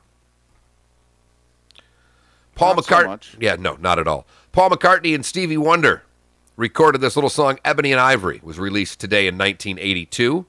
In 1992, David, your Rangers clinched their first regular season championship in 50 years. 2001, the Players. Tiger wins the first of his two Players championships, beating Vijay Singh by a shot. If you were born today, you share your birthday. This is an unbelievable day of birthdays. Robert Frost will start out 1874. Born in San Francisco, California. Tennessee Williams, the playwright. Did you ever see any Tennessee Williams plays on Broadway? Did they still run them then? I don't believe so. I didn't think so because it was way before our time. Born today in 1911. Strother Martin. You don't know him by name, but he was the warden, I believe, in Cool Hand Luke, and he was the GM in Slapshot. Born in Kokomo, Indiana, today in 1919. First female Supreme Court Justice, Sandra Day O'Connor, born today in 1930. Leonard Nimoy, born in 1931. Gino Cappelletti, football player, born in 34. Everybody's favorite politician in Southwest Florida, Nancy Pelosi, celebrating her 80th birthday today. I know you'll want to get a card in as quickly as you can. Bob Woodward, born today in 1943. The great Diana Ross, born in Detroit today in 1944. So she's a little older than our mothers, David, celebrating her 76th birthday today. Steven Tyler is 72. Vicki Lawrence is 71. Martin Short is 70. Marcus Allen turns 60 years old today, as does Jennifer Grey, the other half of Dirty Dancing there. Right. I don't think many people might know by name, but when I say that, they go, oh, Ferris Bueller's sister. John Stockton, born today in 1962. Ulf Samuelson, David's favorite Ranger, born today in 64. Marshall Falk, turning 47 today. And Von Miller is 31. And that is, today was the day when, on this, the 26th of March. Man, a lot went on today. Yeah, it was a great day. I mean, thank God, because nothing's going to happen in 2020. Other than we're going to find out that, we overtook, that Italy overtakes China with the number of coronavirus cases. I think that's what we'll find out today. Yeah, hopefully a few years from now when, if we're still doing today was the day when, that does not make the survey. But, boy, that was a busy news day back in 79. All right, during the afternoon, the picture of Begin and Sadat there with the hands and with President Carter and the peace accord. And then that night on NBC. Al McGuire, Billy Packer. And Dick Enberg. Yeah. Greatest college basketball broadcast team of all time. Miller and Moulton. Ron Syrak talking a little golf next. Thanks for listening. We are Fox Sports. For professional roofing, the name you need to know is Giro and David. I got one person here. Oh, now forget it. It says it's fixed. So you were echoing, David. Someone said. I don't know. Yeah, I know. My mom said. My mom was that. Sorry. My mom said that I was echoing. Also, midway through, she said we went to commercial on Twitch. I don't. But okay. But this one says fixed now, so I don't know what and why it was. Yeah, it was on my end because I was on mute. Well, it's not on mine either because I have you turned all the way down. That's the first thing I looked at, so I don't know why that's happening. All right, I got to get coffee. We get a lot of zany people that call in. This is our sound. We're dealing with sick people here. They're just absolutely nuts. Crazy stuff happens. That's all I'm saying. And you can only get it here. Get crazy, get wild. On Fox Sports Radio. No matter where you're boating, with Towboat US, you're covered by the world's largest towing fleet with over 300 ports nationwide. Your local Towboat US companies in Charlotte, Lee, and Collier counties are here to help 24/7, 365 days a year. Inland, the river to Lake O, and out 75 nautical miles. And new membership pricing starts as low as $99. Call 239-945-1664 for more information, or visit towboatuscapecoral.com. With Towboat US, you're never stuck on the water. Attention Dish TV customers. Wink TV is pleased to let you know that Dish has decided to offer Wink and Wink News programs to Dish subscribers. You will now be able to access the latest developments from Wink News on the coronavirus story, as well as all your favorite syndicated and CBS network shows. While there is currently no assurance from Dish to carry Wink once the coronavirus threat is ended, we hope Dish will accept our offer to carry Wink TV on Dish. Let Dish know you trust and want Wink News. WFSX AM from Naples to Cape Coral and all of Southwest Florida. 94.1 Fox Sports Radio. We are Fox Sports. Here's what's trending now. Brought to you by the Center for Men's Health. C4MH.com.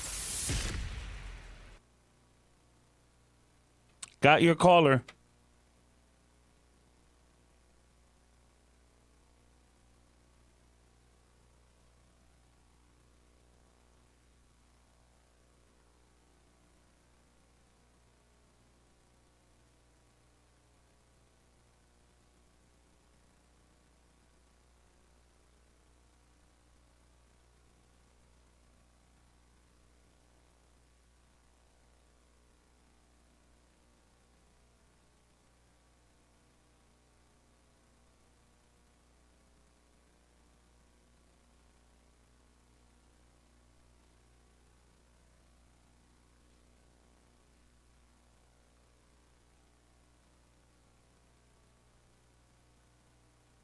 There's only one way to wake up in the morning.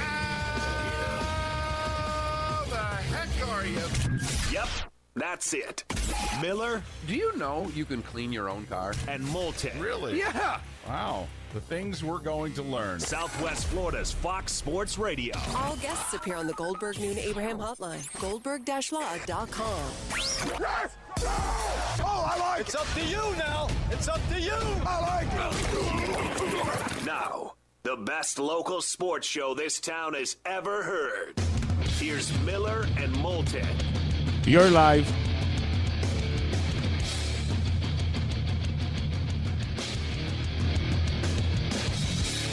Third and final hour of Miller and Moulton on this final Thursday of March 2020. Thanks so much for being with us.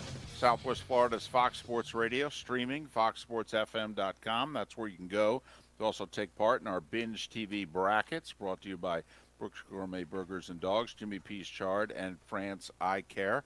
Many a TV show paired against one another. Those that you are binging on, vote accordingly. Those that you're about to binge on, vote accordingly. And then we will move on to the second round. Joining us on the Goldberg Noon Abraham Law Firm hotline, goldberg-law.com, is Ron Sirak. He contributes on the Golf Channel. He's part of Global Golf Post, globalgolfpost.com. Follow Ron on Twitter at Ron Sirak, S-I-R-A-K. Ron, how are you and your friends and family holding up during these times? I'm doing well. I'm up here on Cape Cod and going out as little as possible. For a while, I was going over to my golf course, taking one club, a 5-iron, and a few golf balls, and playing the golf course by myself with one club. But starting on Tuesday this week, the entire state shut down, so can't even do that anymore. Yeah, we are not there yet. I'm hoping this weekend I might do what you did. Ron, before we get into real golf, you know, I remember my father, when he hurt his back, started playing again with the 5-iron, doing what you did. And after a while, when he got all his clubs in his hand, it was hard to play with all of them. Do you find when you do that and just go play with one club, the game's easier? You know, when I was in high school, I worked on a golf course in the town where I grew up, and I would go out in the evening about 7:30 with the pro and his wife. And the wife and I would have a full set of clubs, and the pro would take a 5-iron and a putter. And he'd shoot 37, 38. I once saw him shoot 32 playing with those two clubs. And I learned a lot of golf shots watching him do that. And I'll tell you one thing. I've played 3 rounds of golf with one club. I haven't lost a golf ball yet because you put the ball in play. Oh, boy, that brings back memories. All right, we used to do it with 3 clubs. We have a 3-club tournament at our course. And what people found out, David, and Ron, is that they played about the same with 3 clubs as they did with the whole set. Yeah, one of the things that I figured out between the first round and the second round doing with the 5-iron is the key is to leave yourself the right distance for your approach shot. So you may not always want to hit a full 5-iron off the tee, hit sort of a little punch knockdown so you have a full 5-iron for the next shot. So it was all about learning how to play position, so you thought about the game more. It made it more fun, and I think it made you more efficient as a golfer. Well, the pros talk all the time about leaving the right distance for their wedge, depending on what wedge they want to hit. And you can do it when you're just out there with a 5 or a 7-iron as well. My grandfather used to do it with a 7-iron. That was the club that he basically learned the game on.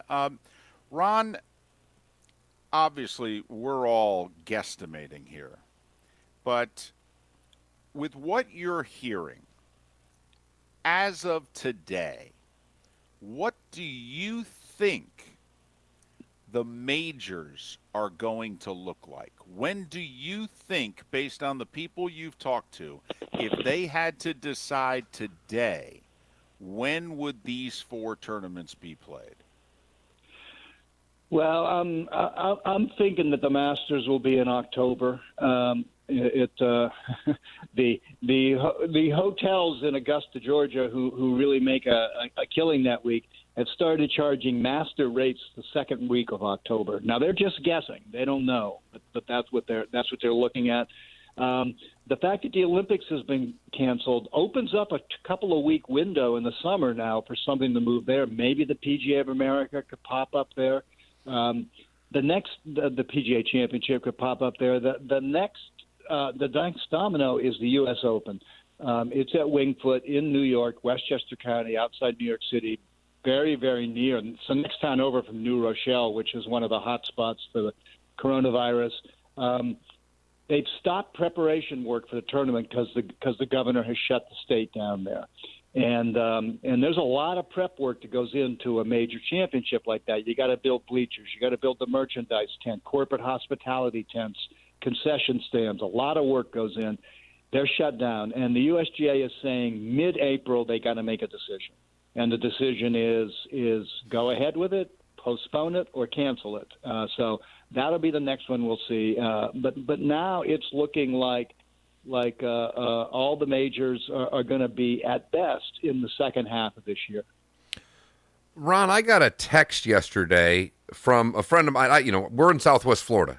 Every one of our friends seems to be a golf pro. It's the way life is down here. So obviously golf very big in these parts. But I got a text yesterday that was about 3 golf pros and myself, and one mentioned something about a U.S. Open at another location.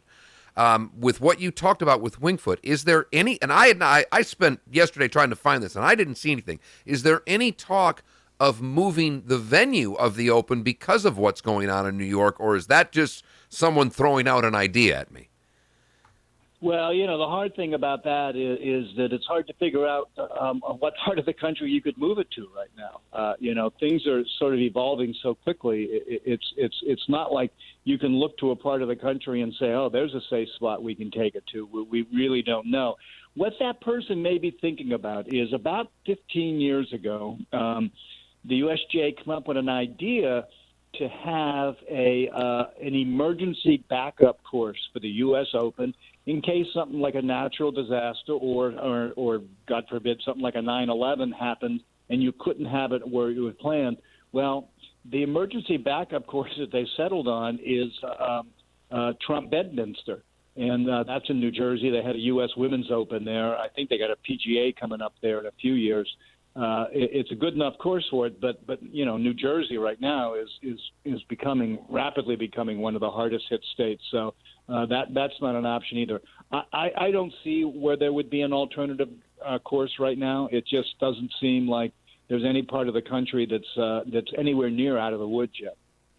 We're talking golf with Ron Sirak because that's what he does for the Golf Channel and Global Golf Post. Follow Ron on Twitter at Ron Sirak, Sirak. decay. In all of this, Ron, we're struggling to find periods of time to play the 4 majors. Are we going to have a PGA Tour year? I mean, will they, you figure, Ron, to have any sort of PGA Tour season, they would have to extend it into the fall, but then that oversteps the beginning of the 2021 golf year. I mean, Ron, the majors are going to struggle to reschedule their tournaments. I mean, will there be a FedEx Cup? Will there be just one event, the Players, rescheduled? I mean, I'm trying to figure out if we're going to have one PGA Tour event the rest of the year. Yeah, I think that the tour may have to. I think it's a route that you're going to have to see. Baseball, maybe the NBA, maybe the NHL go is end up with a truncated season for this year. Where they're not going to play their full amount of events. One of the ideas that I've heard as possible on PGA Tour events is maybe what you could have when things resume again is a couple of title sponsors come together and co-sponsor one event and have it be it's a way of generating more prize money back to the players. And you'd have one event and maybe have double the prize money. Have an event that's a mega event in there. But there's it seems to me almost certainly going to be the full complement of tournaments are not going to be played this year. There's just not. We're at a point right now where there's just not enough window especially because the tour has that wraparound season. Right. There's really not enough windows left unless they figured out some places in the South to have events the second half of November and into December. Well, Ron, let's just go through the calendar here. Let's just say the U.S. Open pushes it back to the first half of July. And then 2 weeks later, the PGA will get played. And then the R&A pushes their event back a month.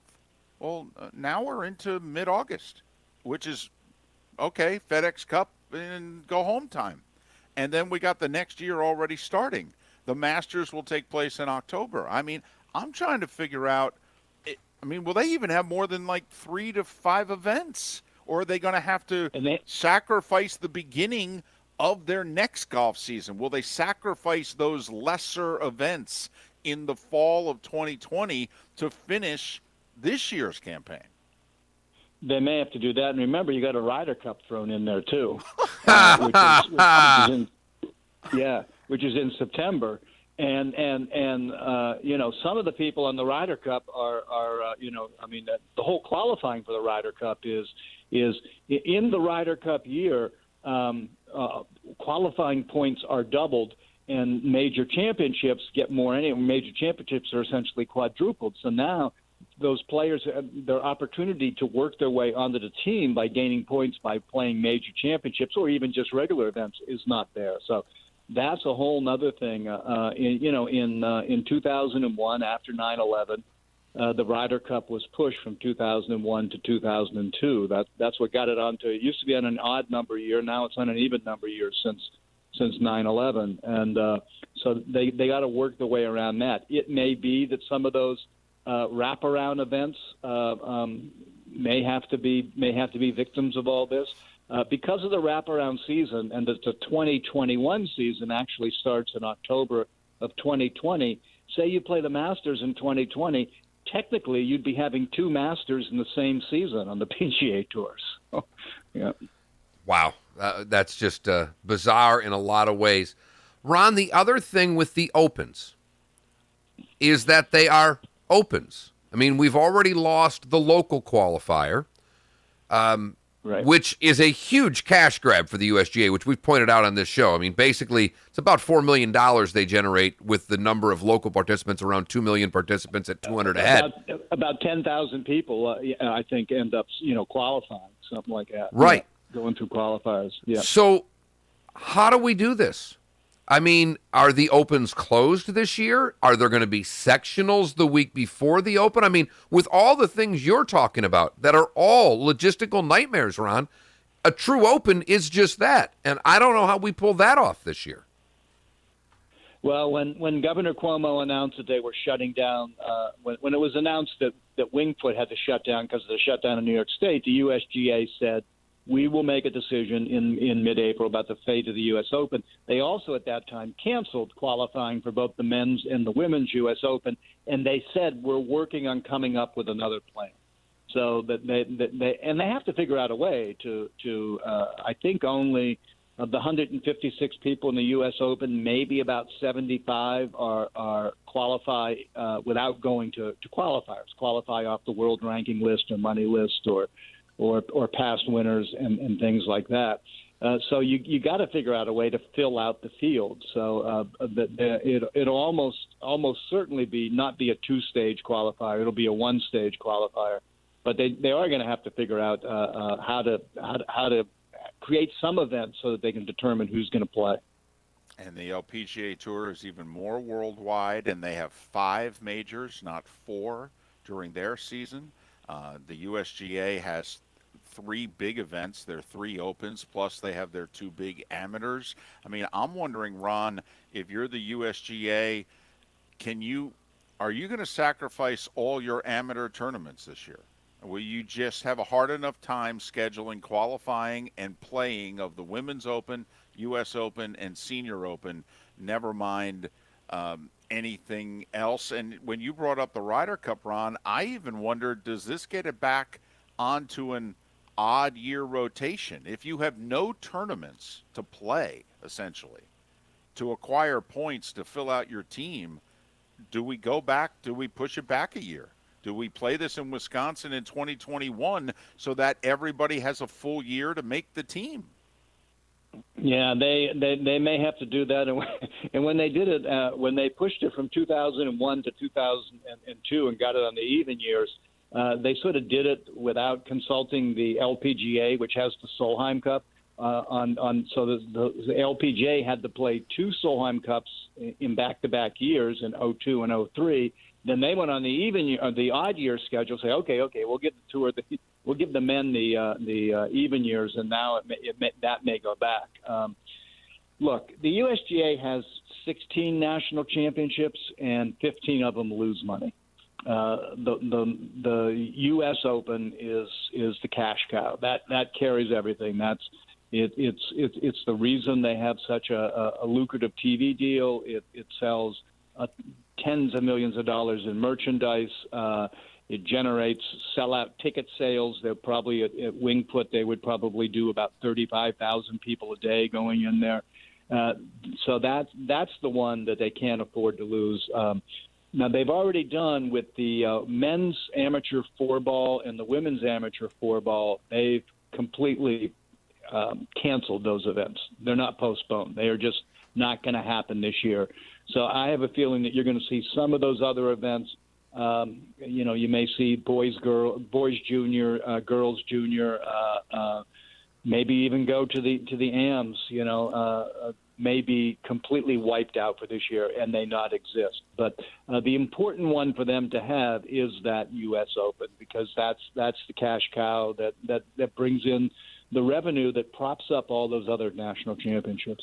And to Ron's point, the ladies 4-ball was going to be in Naples in April. We mentioned that earlier this week, that has been canceled. Ron, we're talking about opens and majors.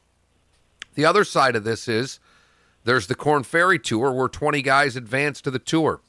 There's making the top 125 to keep your card. I mean, it almost appears that the PGA Tour, no matter what happens, they're going to have an interesting decision as how to go forward in 2021 with who has status and what type of status they have. Yeah, they got a ton of decisions to make that way, and they're going to have to be very creative and come up with something, because they can't. This is sort of like it's sort of like a golf tournament that you start and the weather turns bad halfway through the round, and some players have already finished their round before the weather got bad, and the other one's got to play in the bad weather. But you can't call it off because you started, and they can't pretend that the events that have happened this year haven't happened. And remember, for the PGA Tour, because this season did start last October, they're farther into. I mean, in my mind, I still think that the season starts in January. But there's like 6 or 8 events that happen before we get to January. So a lot of tournaments have been played, and they can't pretend those didn't happen. The people who won those tournaments didn't win them, and so they are going to have to be creative and come up with some sort of way that's going to decide who has their card for next year and who goes where. And when you talk about the Korn Ferry Tour and you think of all the levels that this is affecting people on. We got the PGA Tour and the LPGA, but we have the Korn Ferry Tour and the Symetra Tour, and we got satellite tours. And my heart really breaks for, club pros and assistant club pros. I mean, all around the country. The PGA of America's got about 30,000 members out there, and those are all people who, like most people in the country right now, have no revenue stream coming in. Ron, hang in there. All right. Hopefully you're able to get out and about a little bit here in the not too distant future, and hopefully we can talk again soon. The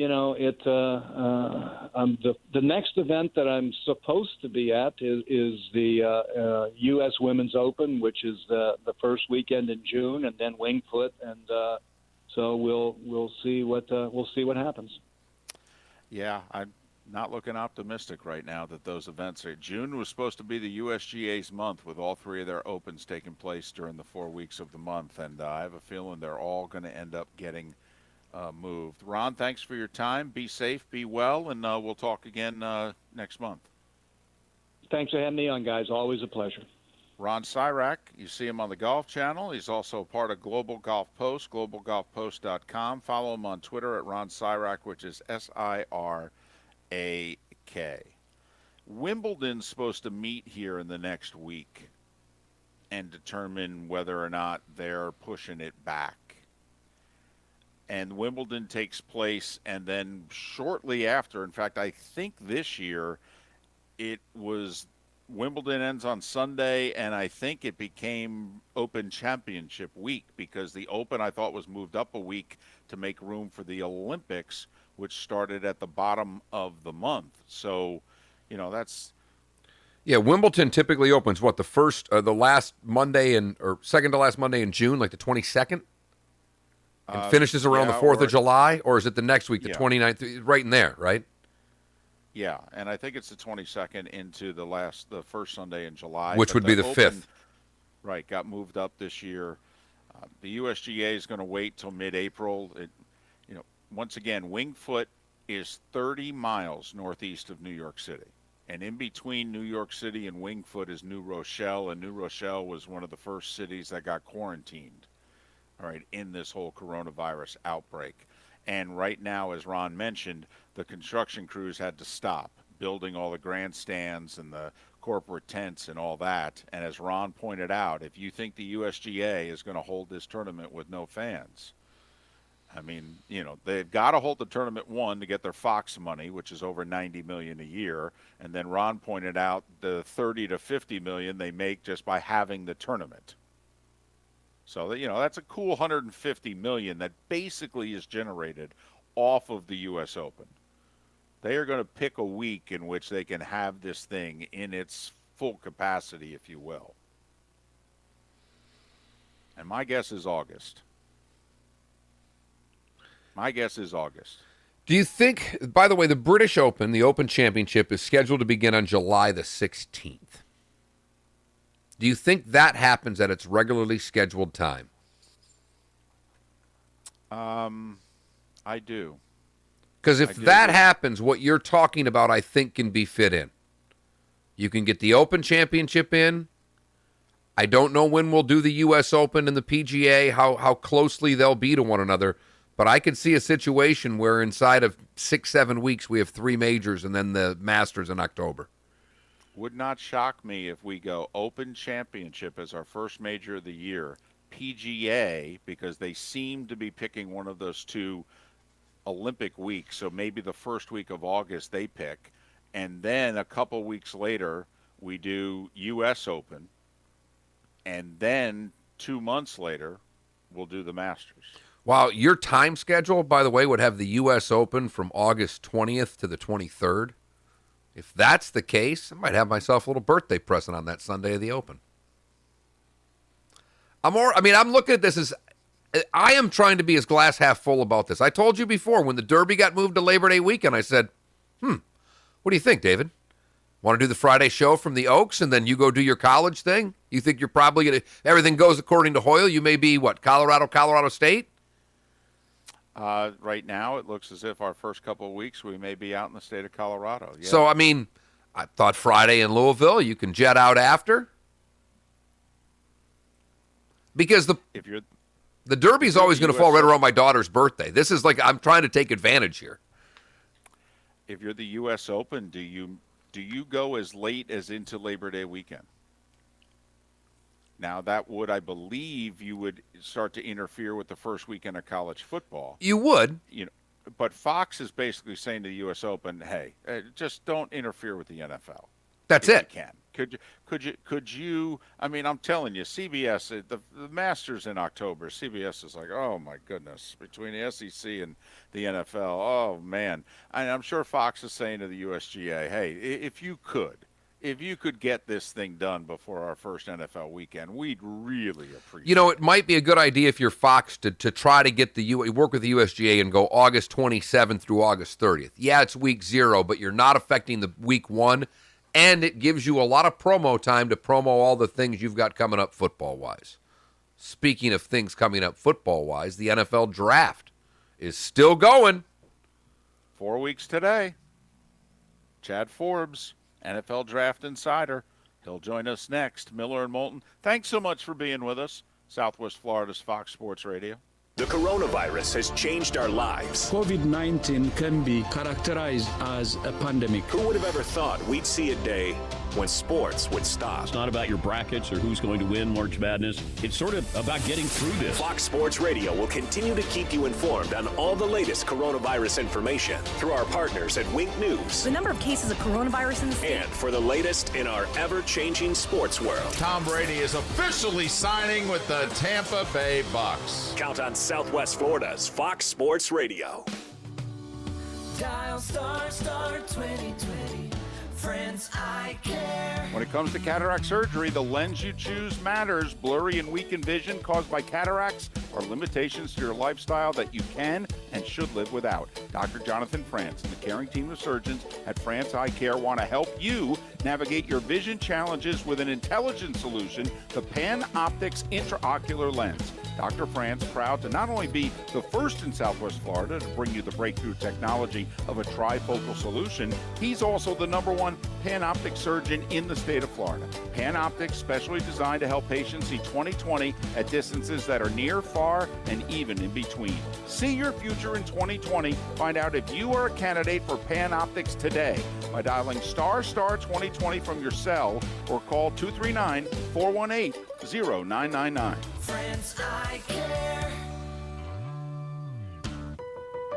In this moment of uncertainty, you need facts, not fear. Wink News, a trusted voice to inform you on what's happening right now while calmly informing you of what's next. A commitment to keeping your family safe, explaining how each breaking development affects you. With detail, we'll explain the latest alerts and how they impact your health. That's our promise to you as we navigate this moment together. Trust Wink News. Facts, not fear. Hey, Aaron Walker here from Naples Nissan. So by now, you've had to have heard about our 8-year, 80,000-mile trade-in offer. If it's less than 8 years old, with less than 80,000 miles on it, we'll give you the original base MSRP for it. Yeah, so whatever that Toyota, Honda, Nissan, Hyundai, or Kia was worth 6, 7, 8 years ago, that's exactly what it'll be worth now. Ah, yes, but only at Naples Nissan. Chevy, Ford, Dodge, Chrysler, yep, we'll take those too. Hundreds of happy customers from all over Southwest Florida have already brought us their trade-in. It's not too late for you to do the same. We've got over 400 new Nissan models on our lot. Pick out your favorite 2019 or 2020 model at naplesnissan.com, and then we'll give you the original base MSRP for your trade-in so you can drive it home today. Seriously, what are you waiting for? Offer on select models with approved credit and cannot be combined. Visit naplesnissan.com for full details. Wake up with Miller and Moulton weekdays at 6 a.m. We are Fox Sports.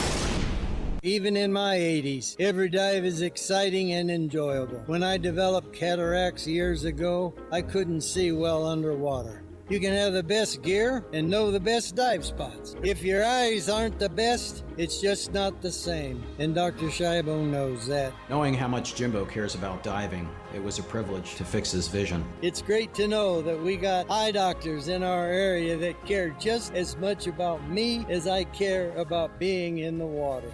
Hi, this is Dr. Scheibel from Community Eye Center. My partner, Dr. Spatafor, and I want to remind everybody, don't be a spreader. The coronavirus is so tiny, 100 million particles fit on the head of a pin. As we run around in our trucks and cars and play golf and go fishing and go to work and do the things we like to do, we are spreading the virus. The virus can only move with us. Over 65, diabetes, COPD, all these folks will be hurt severely by this virus. Got your caller. Excellent. Careful. Don't be a spreader. Oh, love your new TV and the sound. It's amazing. But where are the speakers? It's like they're invisible. They are invisible. It's the coolest new technology, and they're the best speakers on the market. It's crazy. I've heard of wireless speakers, but invisible speakers? That's epic. Epic Audio and Video invites you to experience invisible speakers for yourself. You won't believe your ears or your eyes. Visit Epic Audio Video Showroom on the corner of US 41 and Pine Ridge in Naples or online at epicaudiovideo.com.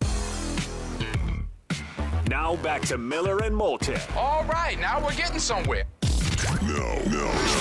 This is Miller and Moulton. You're live.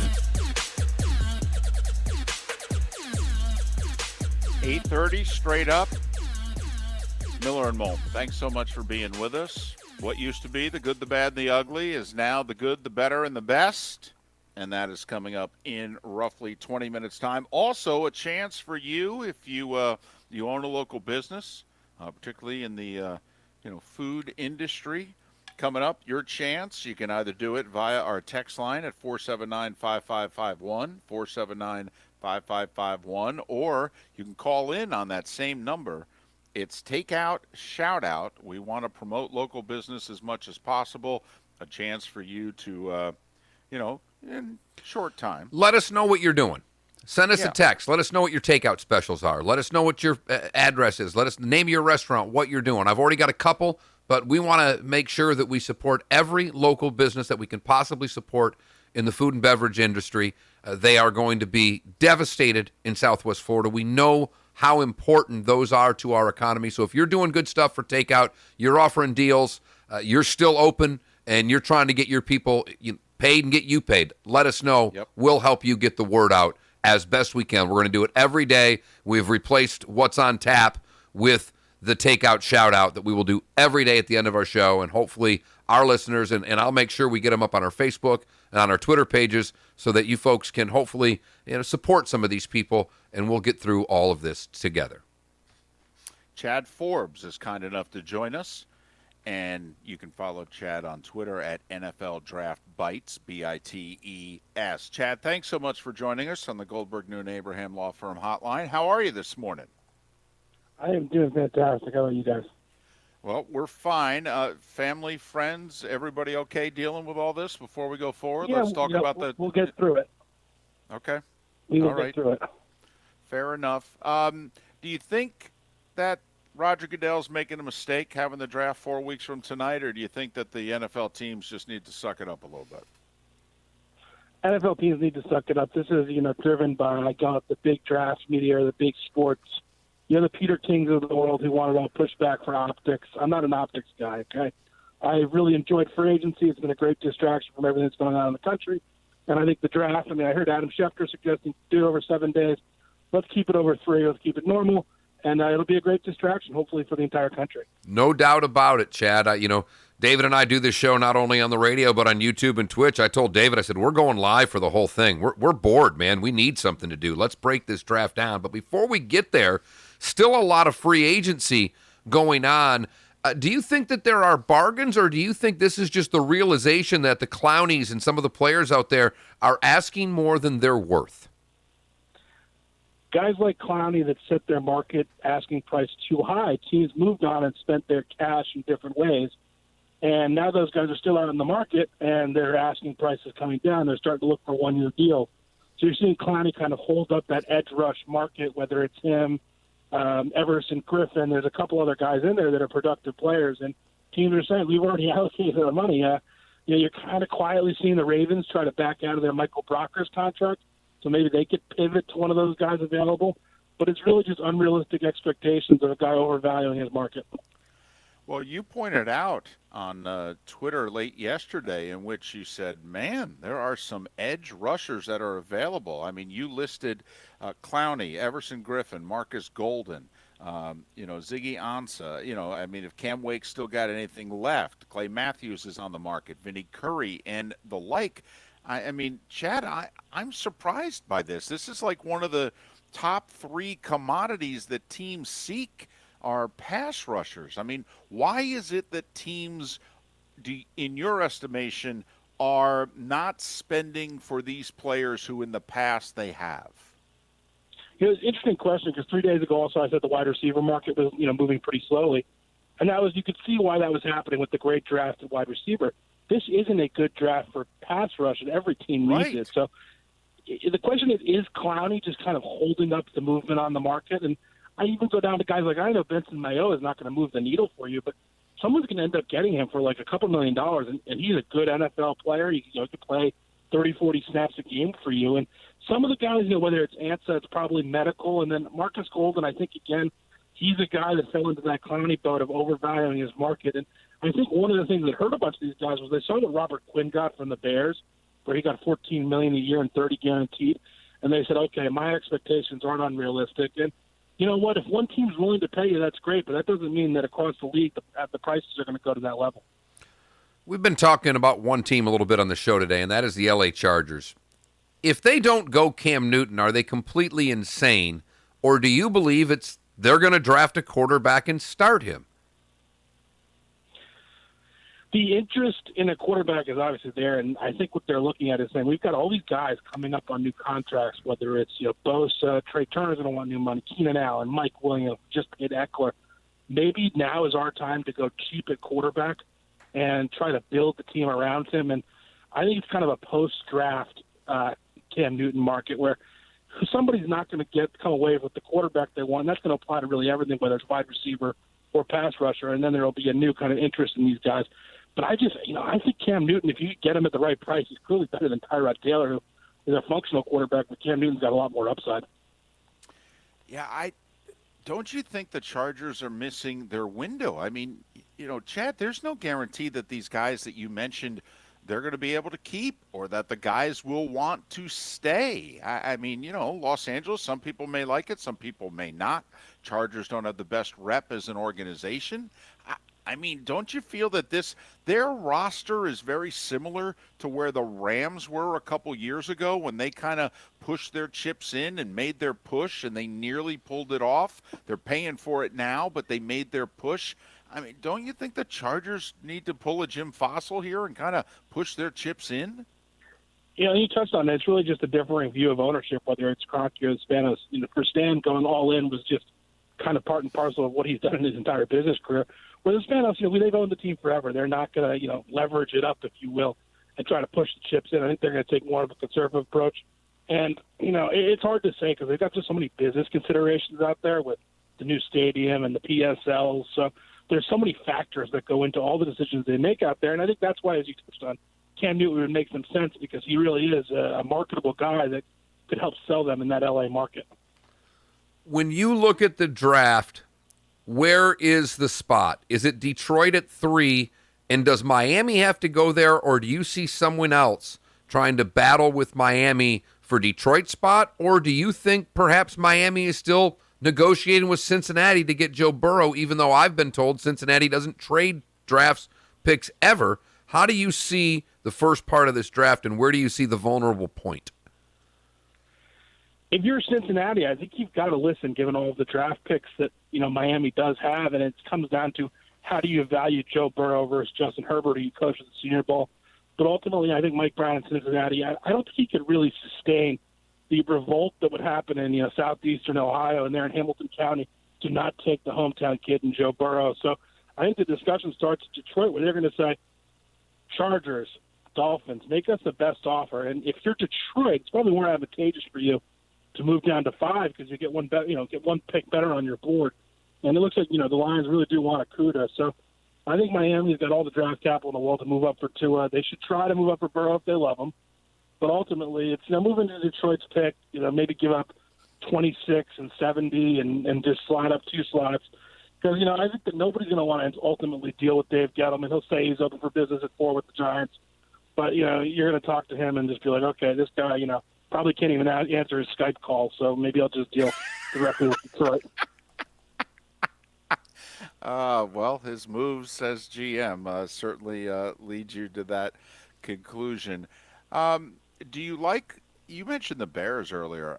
Chad, I'm trying to figure out what in the world are the Bears doing. I mean, they could have had Cam Newton. Instead, they take on Nick Foles' contract. They spent $14 million on Robert Quinn. Their offensive line, I thought, needed more help than their defensive line. Jimmy Graham looks as if he's got nothing left in the tank. They signed him to a 2-year deal with a no-trade clause. What is going on? Yeah, what did Jimmy Graham do in the last few years to deserve a no-trade clause? But right. Even arguing with the Robert Quinn deal, if you're going to give up what they did for Khalil Mack, making the highest-paid edge rusher in the league, to have to go sign Robin then for his Batman, it's like kind of a little bit of a over-allocation of resources. So obviously important pass rush, but as you said, that offensive line, it just has no power. And across the entire board, other than maybe the young guy they have out of Iowa, James Daniels, it seems like they might need 4 new starters, and that's really a reason they struggled last year is they just can't run the ball and they can't pass protect. And, you can't really figure out what Ryan Pace is doing. He brings in Tremaine Ifedi. He's had an up-and-down career. I mean, the guy shows up every Sunday, but he's not very good. So I think in the draft they're going to be looking for that offensive line, probably the interior, maybe one tackle, and I could see them going offensive line there at 43 and 50 in round 2. But definitely what the Bears are doing, and I've been pretty critical of Ryan Pace over the last couple of years, and the Foles acquisition, and it seemed like he kind of, I guess, got a little bit impatient and said, oh, well, Nick Foles has experience with the coach and the offensive coordinator. It makes sense. Tampa Bay is obviously all the talk with Tom Brady. They're still in a great draft spot. I'm guessing they're going to get a tackle, but what do you think the Bucs need to do? If right now a lot of us believe they're still the second best team in the division, if they're going to try to overtake the Saints, what needs to happen for Tampa Bay? Defense looked good down the stretch under Todd Bowles once that young secondary came together. And if you sign Tom Brady, you got to protect him. So I think you're spot on with right tackle. Question they're probably discussing right now is, do any of these right tackles, the top 4, make it to us at 14? Or do we have to start being a little bit more aggressive and trading up either to 9, 10, or really get ahead of the Jets, I guess you'd say, Jets and Browns in 10 and 11? And I think Mekhi Becton makes a lot of sense for them at right tackle. So does Andrew Thomas from Georgia. We know all the 4 names. And figuring out right tackle, and also getting a guy that could potentially, if Donovan Smith doesn't play up to his contract, shift over to the left side down the line makes a lot of sense. And then I'm a big believer they need a running back. And, Abunagay, I'm not going to do well pronouncing that one, and Ronald Jones have disappointed over the years. And we saw the contract Peyton Barber ended up getting from the Redskins. That's how the league feels about him. He's kind of just a guy. They need a difference maker. And the guy that I've heard just all throughout this draft process has been the Florida State kid, Cam Akers, and hearing some late kind of rumblings that they're really into also the Memphis running back, who also can play wide receiver, in Antonio Gibson. And, we know the type of back that Tom Brady needs, one of those guys that's versatile, kind of the James White, but I think Bruce will want something more explosive than James White to fill out his backfield. Well, it's funny. I think the Bucs and the Dolphins could be in competition with one another in the second round. I don't see where the Dolphins would let, I don't think Akers makes it to the Dolphins in the second round, but you know what I'm getting at here. I think the Dolphins may look at picking up a running back with their early second round pick, and they're a handful or more spots ahead of the Bucs. Don't you think Tampa may have to move up from where they are in the second round to at least get ahead of the Dolphins, and maybe even get ahead of the Dolphins if they hold on to that late first-round pick to get the running back that they want? Yeah, I could see no running back coming off the board until the Dolphins at 39. And maybe Swift goes a little bit higher. Maybe he goes 33 through 37, 38.